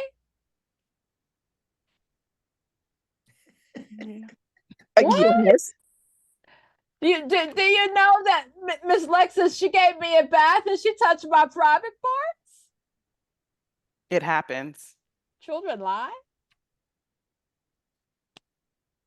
Amen. Yes, they do. Okay, you said about touching. What are you talking about? What are you going there? Well, I know, and when I was in school, some people like to hug, and some people like to, rather not hug. So that's just one thing I've stuck with like, hey, not touching my clients at all.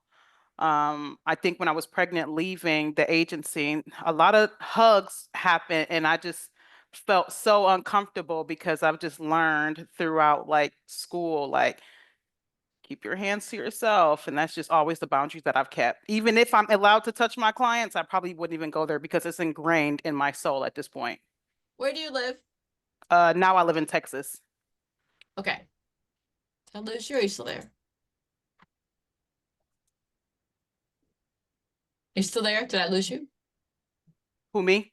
Okay, make sure. I thought I lost you. Okay. So I went to school in South Florida, and I was taught in school, don't touch. I clearly remember my professor saying to me in South Florida, there were more lawyers than social workers, and we don't touch. I can hear that in my head verbatim. However, I moved to Tennessee. And everybody touches everybody in this state. When I first moved here and I go to a meeting and people would try to touch me, I'm like, what the heck? Honestly, it totally freaked me out because I was taught, I cannot tell you how it was drilled in my head. You just don't do that. The code of ethics doesn't say no, does it? No. No. What does it say? Anybody? You could put a tap on the shoulder. It doesn't say that at all. Let's see what it says.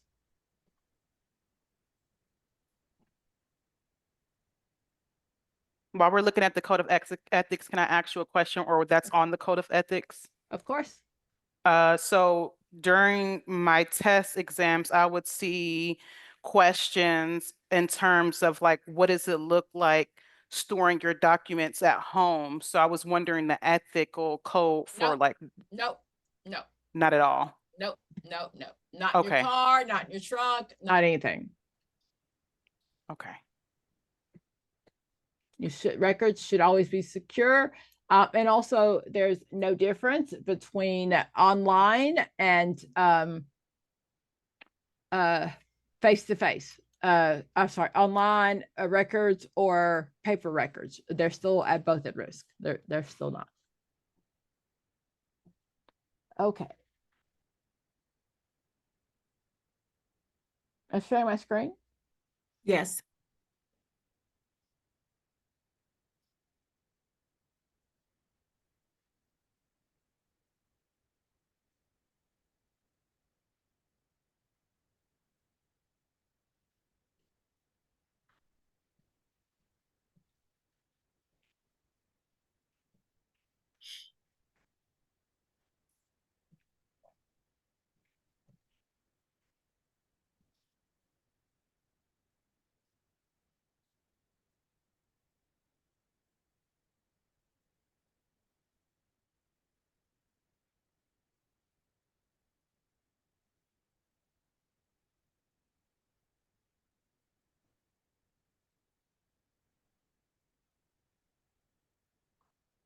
I'm looking for the exact code where to find it.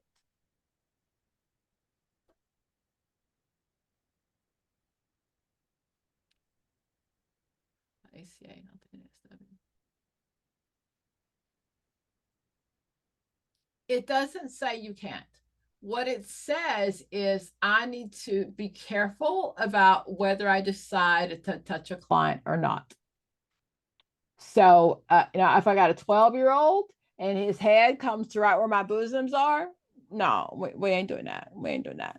Okay. I will never forget this story. I was, I was probably in the field about 4 or 5 years.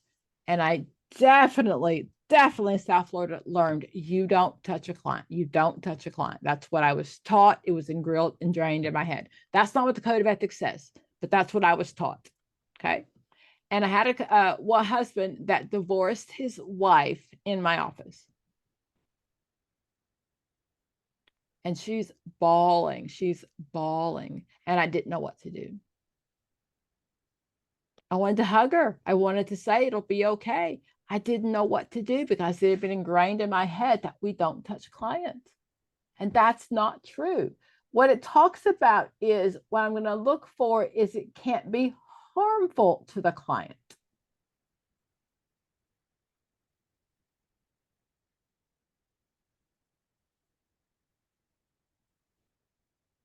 I'll find it and put it back in there. But it doesn't say don't touch. It doesn't say that. We were taught that to protect our license, our credentials, all that good stuff. But it doesn't say that at all. It's making a decision of what's a okay touch and what's not an okay touch. And oh my gosh, this was probably 25 years ago. And to this day, I regret not hugging that woman. It doesn't say don't touch. Really? I'll find it and get back to you, but it doesn't say that, not at all. That is what I was taught. Okay, sorry, I'll get back to that, but it does not say that. Nowhere does it say that.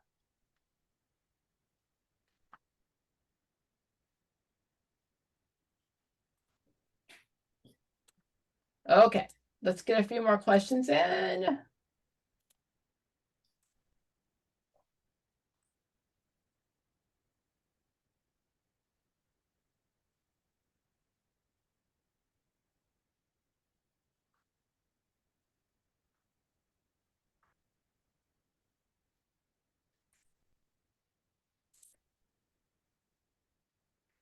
Dr. Pam, I'd like to ask you a quick question real quick, a quick question. Last week you guys did the DSM but no one, so I need to ask you a question about that toward the end, if you have a few minutes. You can ask me now.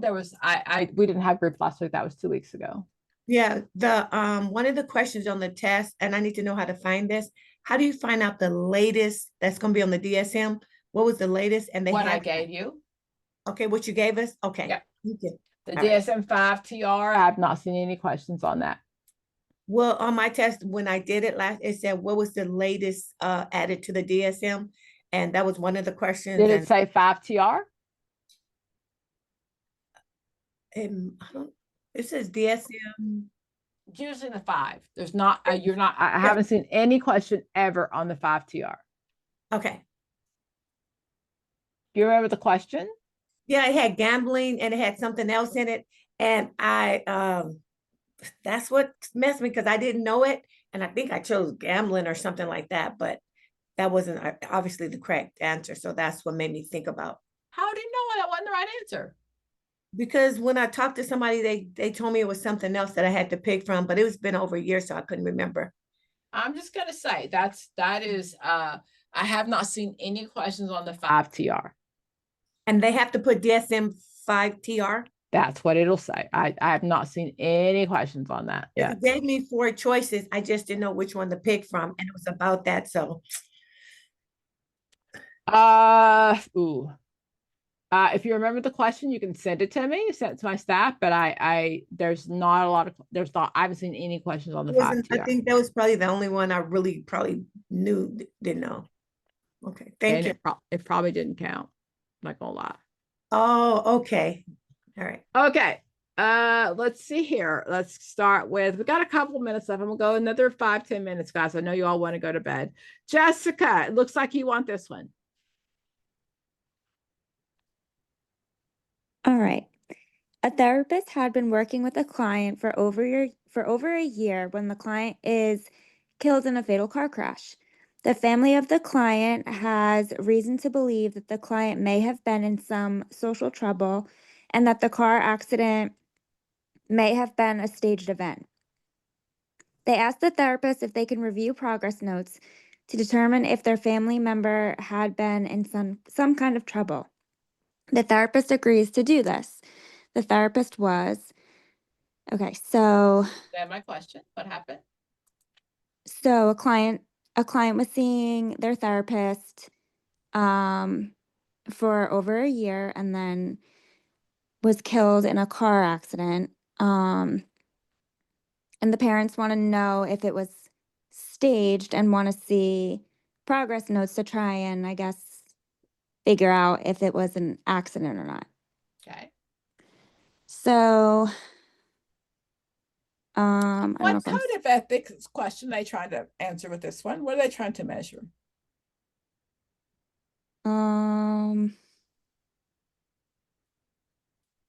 Like confidentiality, you mean? It is. I have the same confidentiality in life that I do in death.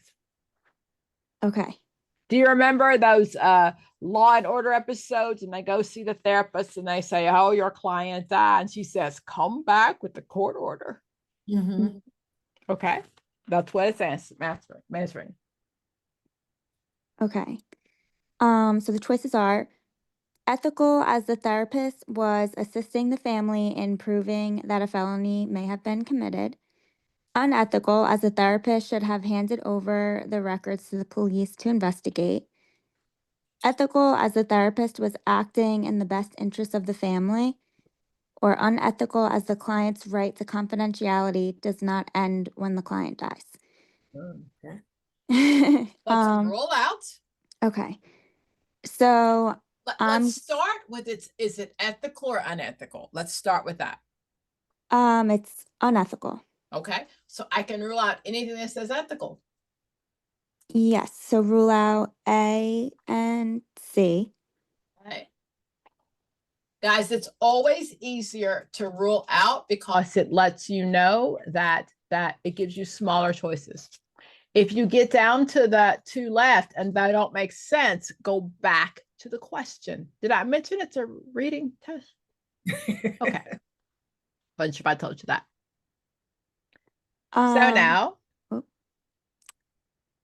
Unethical, as the therapist should have handed over the records to the police to investigate. Unethical, as the client's right to confidentiality does not end when the client dies. I mean, my first instinct is to go get rid of B and go D. Ding, ding, ding. Okay. Ding, ding, ding, ding, ding. Okay. Have the same right to life and death, the same situation. Now, in real life, I'll be honest with you, I have been court ordered to share records after someone who had died. They believe foul play was in play. And I have been asked to share my records. I did the same thing. I claim confidentiality. I claim privilege. And the judge at the end of the day decides whether I get to keep privilege or not.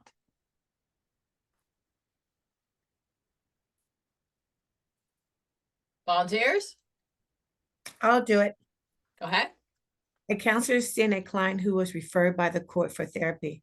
The client is reluctant to talk in the first session and says he does not want to come to therapy. He does not attend the second session. The counselor should.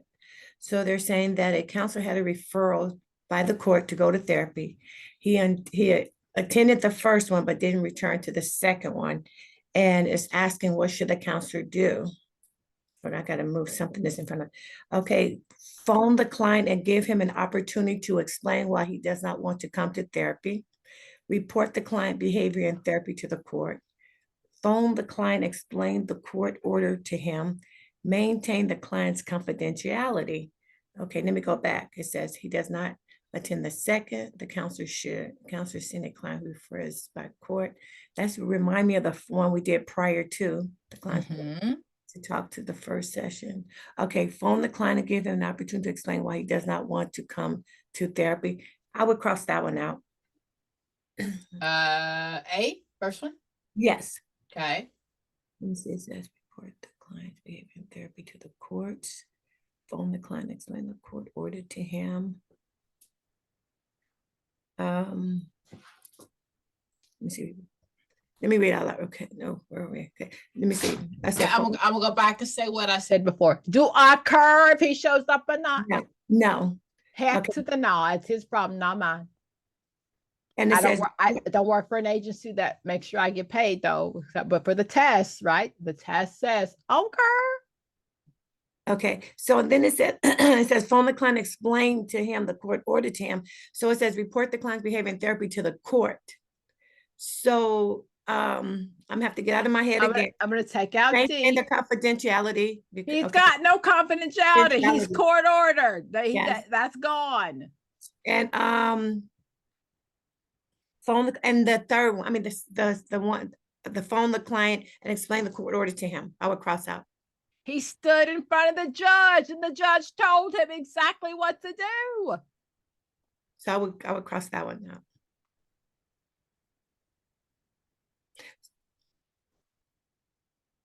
Makes sense? Yes. Explain the court order. Boy, you was there in court when the judge said. I don't have a lot of sympathy. I'm not the best. I teach now. I haven't practiced in over 15 years. I do a lot of consultation. So my empathy valve has changed a bit when it comes to clients. Volunteers, who have I heard from tonight?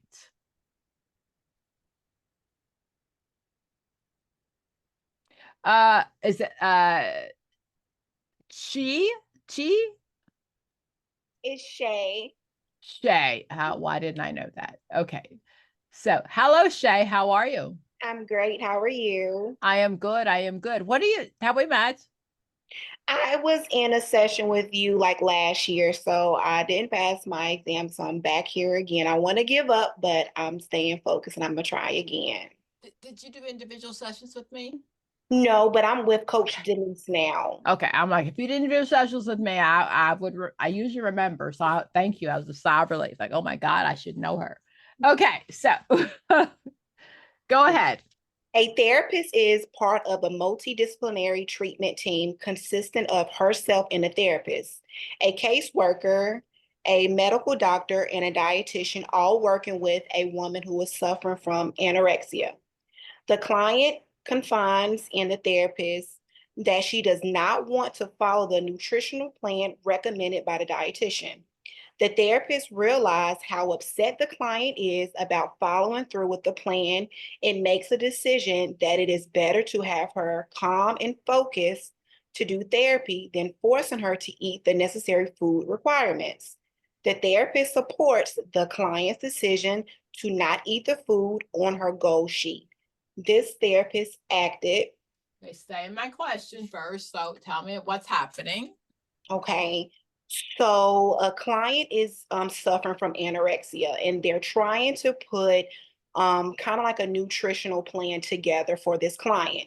But the client hasn't been following this plan.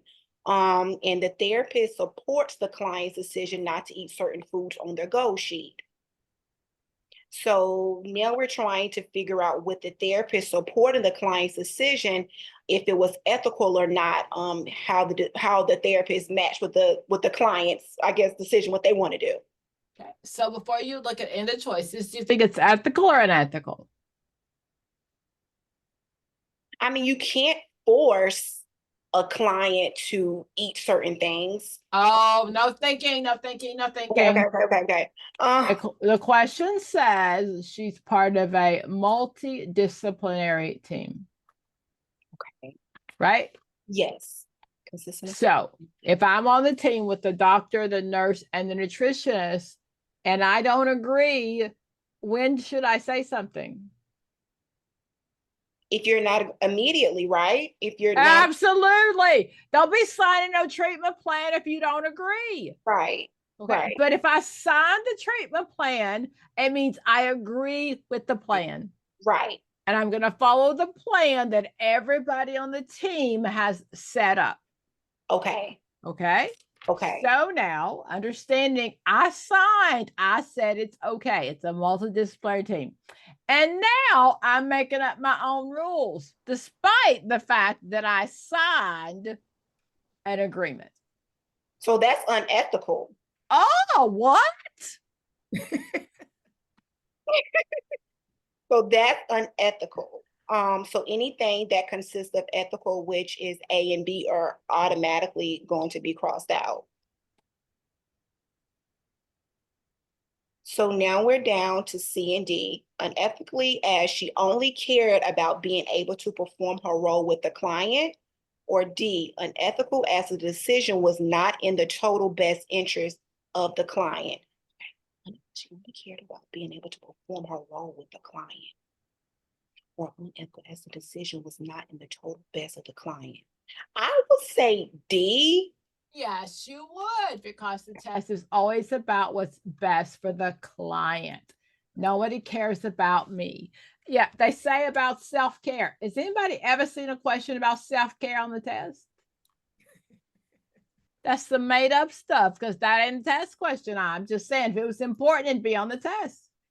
Okay, so had I not taken the time to go with the question with you, would you have gotten it right? Probably no. I mean, I would probably have to read it again because it's so long. So when it's so long, it kind of throws me off automatically. So I would have had to go back and read it a few times. So that's why this go time, Dr. Pam, I'm asking for accommodations because I need time to kind of go through my questions. And I know that with the time allotted, I don't have enough time to do it. I agree. I like these questions. Those one-line questions kick my butt. Okay. Have you already gotten your accommodations approved? No, I'm going to see my doctor next week. And I already have my letters and everything printed out so she can sign off for me. And I'm with Coach Denise this time, and we're working through this thing because I'm tired of taking this exam. Yes, I only asked. I have accommodations, and that I will take. I go the 12th, and I just ask for extra time, and that's all I thought. No. I know. You tell them what you want. You don't say extra time. I want 2 extra hours in a private room. If you say extra time, they'll give you 15 minutes. No, I got extra time and a room by myself. But when I called to ask if I'm in there by myself, can I stand up and just stretch? And they said, no, that's an additional accommodation. That's not true. Oh, that's not true. Because I wanted to be able to like talk out loud and stand up if I need a break. And you really can. The clock won't stop, but you can. You can. So yes, so that's not true. Dang. So if I want to talk out loud, I need my doctor to put that on there that I want to No, talk. you do not. In a private room, there's no one there but you. Okay. Okay. Good to know. Okay. Okay. One of the other things I really wanted to cover is to make sure that you understand that if a malpractice suit is brought against me, if I sue the client or the client sues me, I can share every piece of record that I need to. I have the right to protect myself. I don't have to ask their permission. Okay. Okay.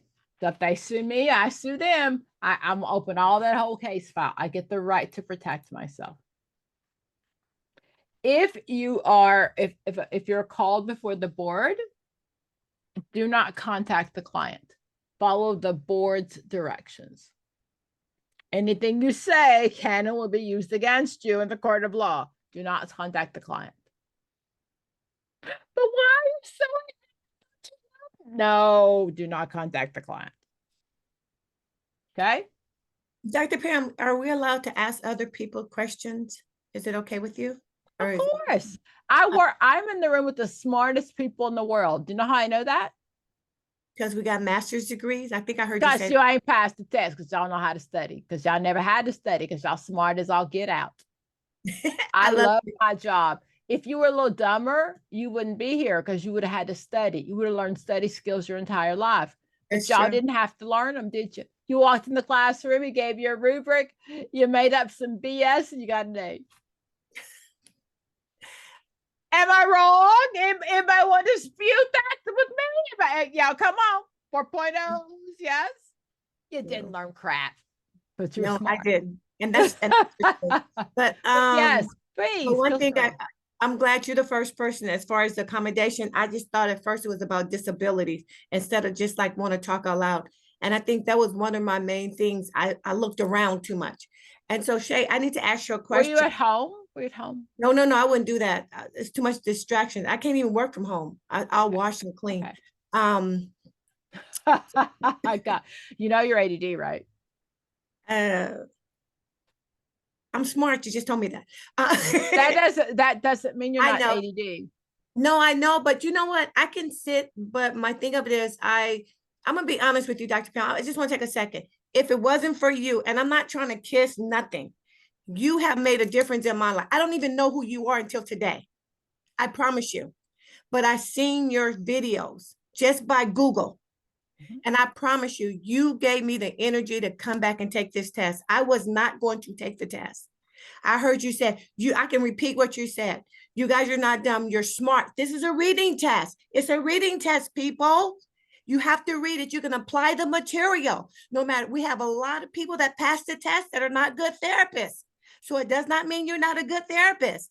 You just got to learn to read the test. I know that about you. You're the reason why I'm forking out the money, because I listened to you. You didn't know I was listening to you. I listened to you and listened to you. And then I said, let me pay and see if this woman is real. And I just want to tell you, just the way you talk to the people the other people, I listen to you and I trust the process of what you told. You said 3 hours a day, 3 hours a day, people. And you said for 90 days. I heard you tell that to whoever you were talking to. You didn't know you were talking to me. And you said, and you need to do this. And I started doing what you stated. And then you said, and you got to know them. It's not enough to know the material. You have to apply it by reading. They're telling you it's one word you just look at. So Dr. Pam, I kind of can mimic you a little bit. And I never met you before till today. So it's an honor. But I wanted to ask Shay if I'm pronouncing your name correctly. Yes. If you had one thing besides us doing the tutor, what would you tell us to do as far as to help us along as well?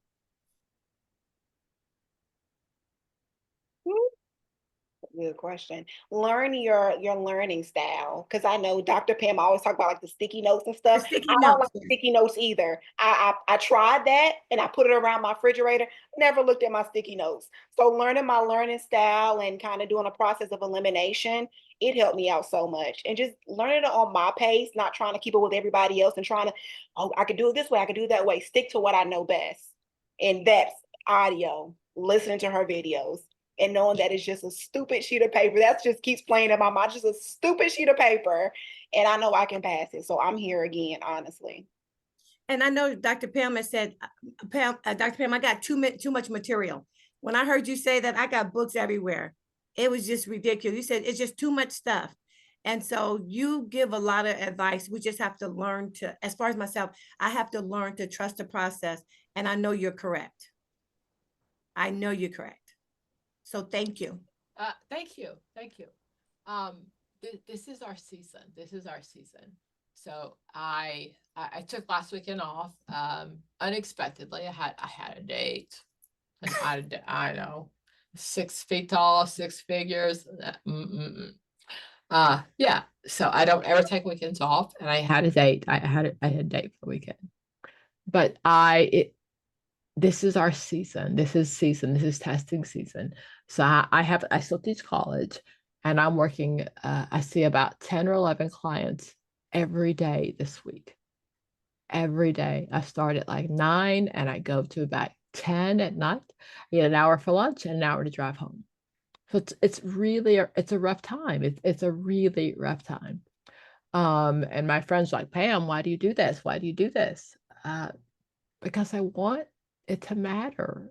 I want my life to have mattered. At the end of the day, I have the gift of teaching. I own that. I was a kids pastor. I've worked in the school system. I'm a college professor. The gift of teaching, I do. I love teaching, but it's a gift from God. And at the end of the day, I have to answer to my higher power. I gave you this gift, Pam. What did you do with it? And I think that matters too, because you talk about that a lot. Well, I act like I've been knowing you forever, but you do. I'm gonna out myself before anybody ever outs me. There ain't gonna be nothing about Dr. Pam that I didn't put out there myself. Okay, so when people first start watching my video, I'm like, dang, they gonna know my history. I'm just gonna tell them. I'm just gonna put it out there, so you can't blow me up, because I will tell you everything about me. I'm real. I'm real as all get out. And I love what I do. I love what I do. It shows in your expression. And you guys are all must be on Eastern time. I'm actually in Arizona. Arizona time do not change. And when you said it's time to go to bed, it's just going on 6 o'clock for me. So that's why. Yeah. So when I was trying to hook on the week before last, I couldn't, because it was dinging me for 3. It was telling me to get on at 3 o'clock. So now I get it. It's 4 o'clock. So I don't know that, because I don't know how to tell. No, that's I was telling you. So when you said go to bed, I'm like, where are you guys? But thank you, Shay. I really appreciate it. And just this right here, I've learned a lot, so keep up the good work, and you're getting us to where we need to go at the time we need to get there. So I appreciate you. Thank you. Thank you. Right. It matters that I matter. It does. It really does. So thank you. Thank you. Thank you. You're welcome. Well, I guess you guys go to bed, because I'm going to go to Home Depot. Okay. Any other questions you want to ask me? I'll put the questions that you got today. You'll get this video hopefully by Monday. My staff usually puts it out. I'll put the questions that we used today. I'm not going to put the code of ethics in. You can just Google it yourself. It's the ACA code of ethics. I cannot tell you how important it is to read it. Just read it. I got one that is what you live and die by. If I had to write the test, that's all I would ever test you on. I promise you. Is the correct answer, Dr. Pam, discuss the appropriate ways to express appreciation with the client?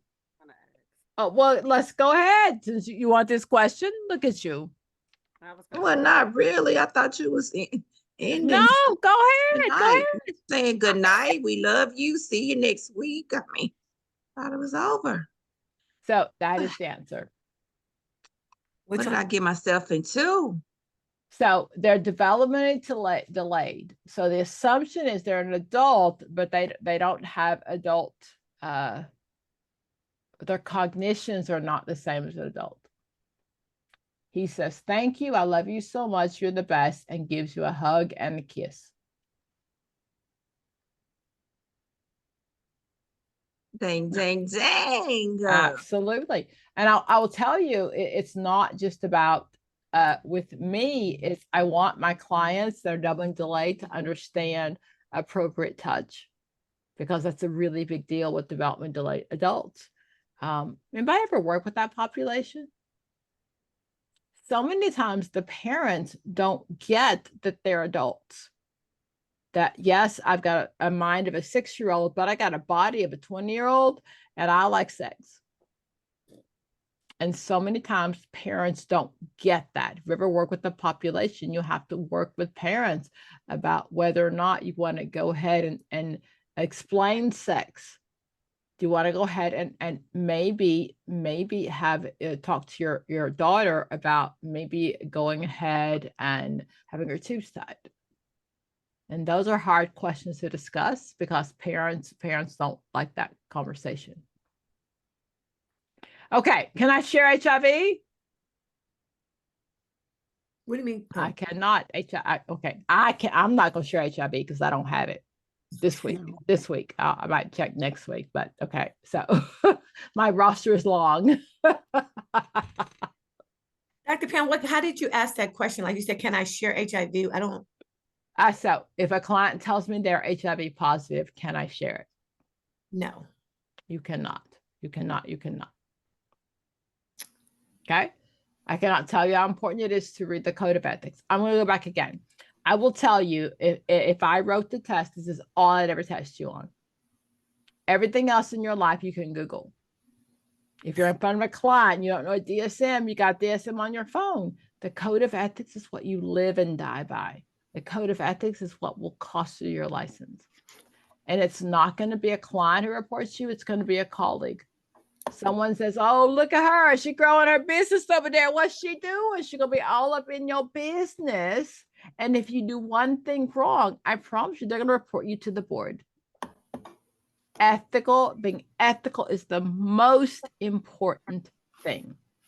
The difference between a dual relationship and conflict of interest includes money.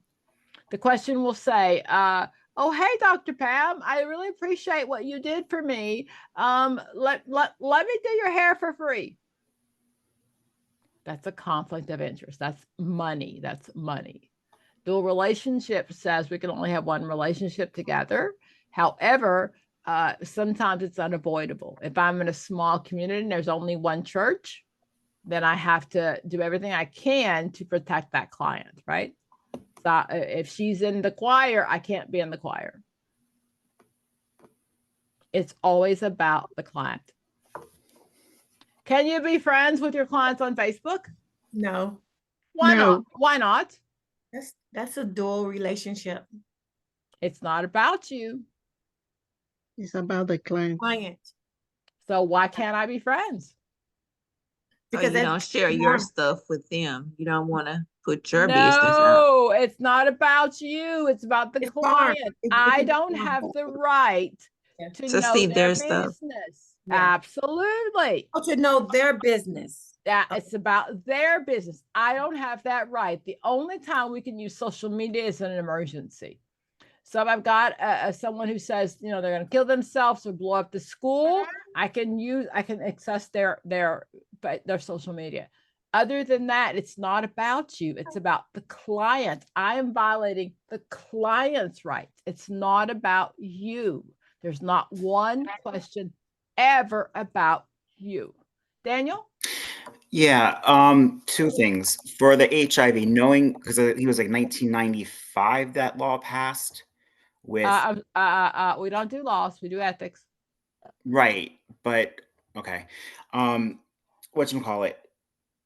If the client tells you that obviously they're HIV, you don't share that. But if they slept with somebody, we encourage them to tell them. We can encourage them. Yes, we can. Okay. But remember, whoever diagnosed them as HIV positive is the person who should have reported it to the CDC. That's not my job. That's not my job. And if they're sleeping with 17 other people, that's still not my job. I can encourage them. I can say, hey, you know, have you thought about this? But I cannot report it. That's not considered imminent danger according to the Code of Ethics. Okay. And the other thing was there was a question, I think, on the test when I took it in October. It talked about how there was a therapist within the community, and it was the only therapist within the town, and the they were like so many miles away from another town, and she knew the child. Nope. Okay. Nope.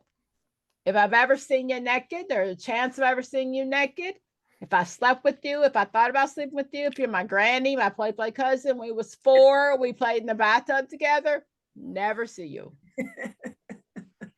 That's the best. That's really what I say in my videos. If there's a chance that we'd be seeing each other naked ever, I can never ever see you, even if it's in a rural community. Okay. I know everything about you. You know nothing about me. Okay. Do you realize that your clients think you're God? Do you understand that? You don't feel like it, but your clients think you are God.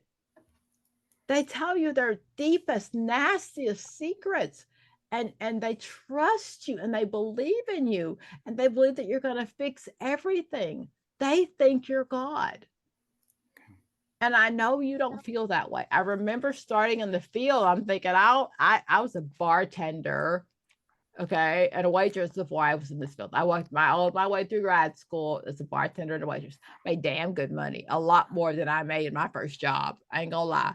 And my first job said, "Oh no, you can't be waitressing on the side."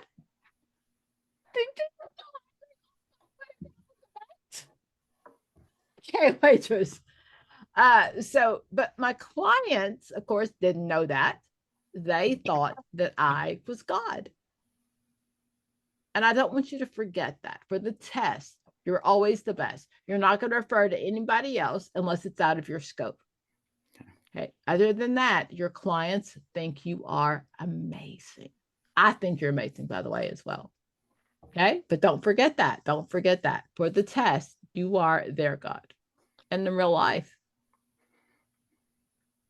Okay. Y'all know one day I'm going to have a man, right? Okay. I'm not lying. I probably won't. So Dr. You like to travel a lot. You just might. Dr. Pam, I love me too much. I just learned to love me, and I love me too much. If you know me, my husband died when I was 50. I'll be 60 this year. I'm about 10 years old, and I just learned to love me, and I like me. I want you up in my space. Oof. I'm in therapy. Don't worry. Okay. So Dr. Pam, I was Yes. going to ask you about your I know this is off subject, but your date, do you analyze them? No. Nope. You're never a queen in your own kingdom, and I don't want that. I don't want that. I do. I truly believe in love. Love is the best thing ever. I am not gonna lie. I think love is the best thing ever. I tell my God that I need a burning bush on my bed. That it's got to be so obvious. Last week was amazing. He meets all my requirements. But he's been married 4 times. Ooh. You can write us a question on that one. I don't know. Y'all want to be my therapist? We can schedule a session because y'all free. My therapist be charging me a whole lot of money. 3 times a charm. No, she said 4 times. 4. Exactly. So 4. run. I will ask, if you don't mind us asking real quick, how old is he? Dr. Pam? He's 67. Okay. How many, does he have grown kids? He has no children at all. None. His brother's OCD? He's not. He's a person of color. Let me stop recording. Yeah, stop recording. Narcissist.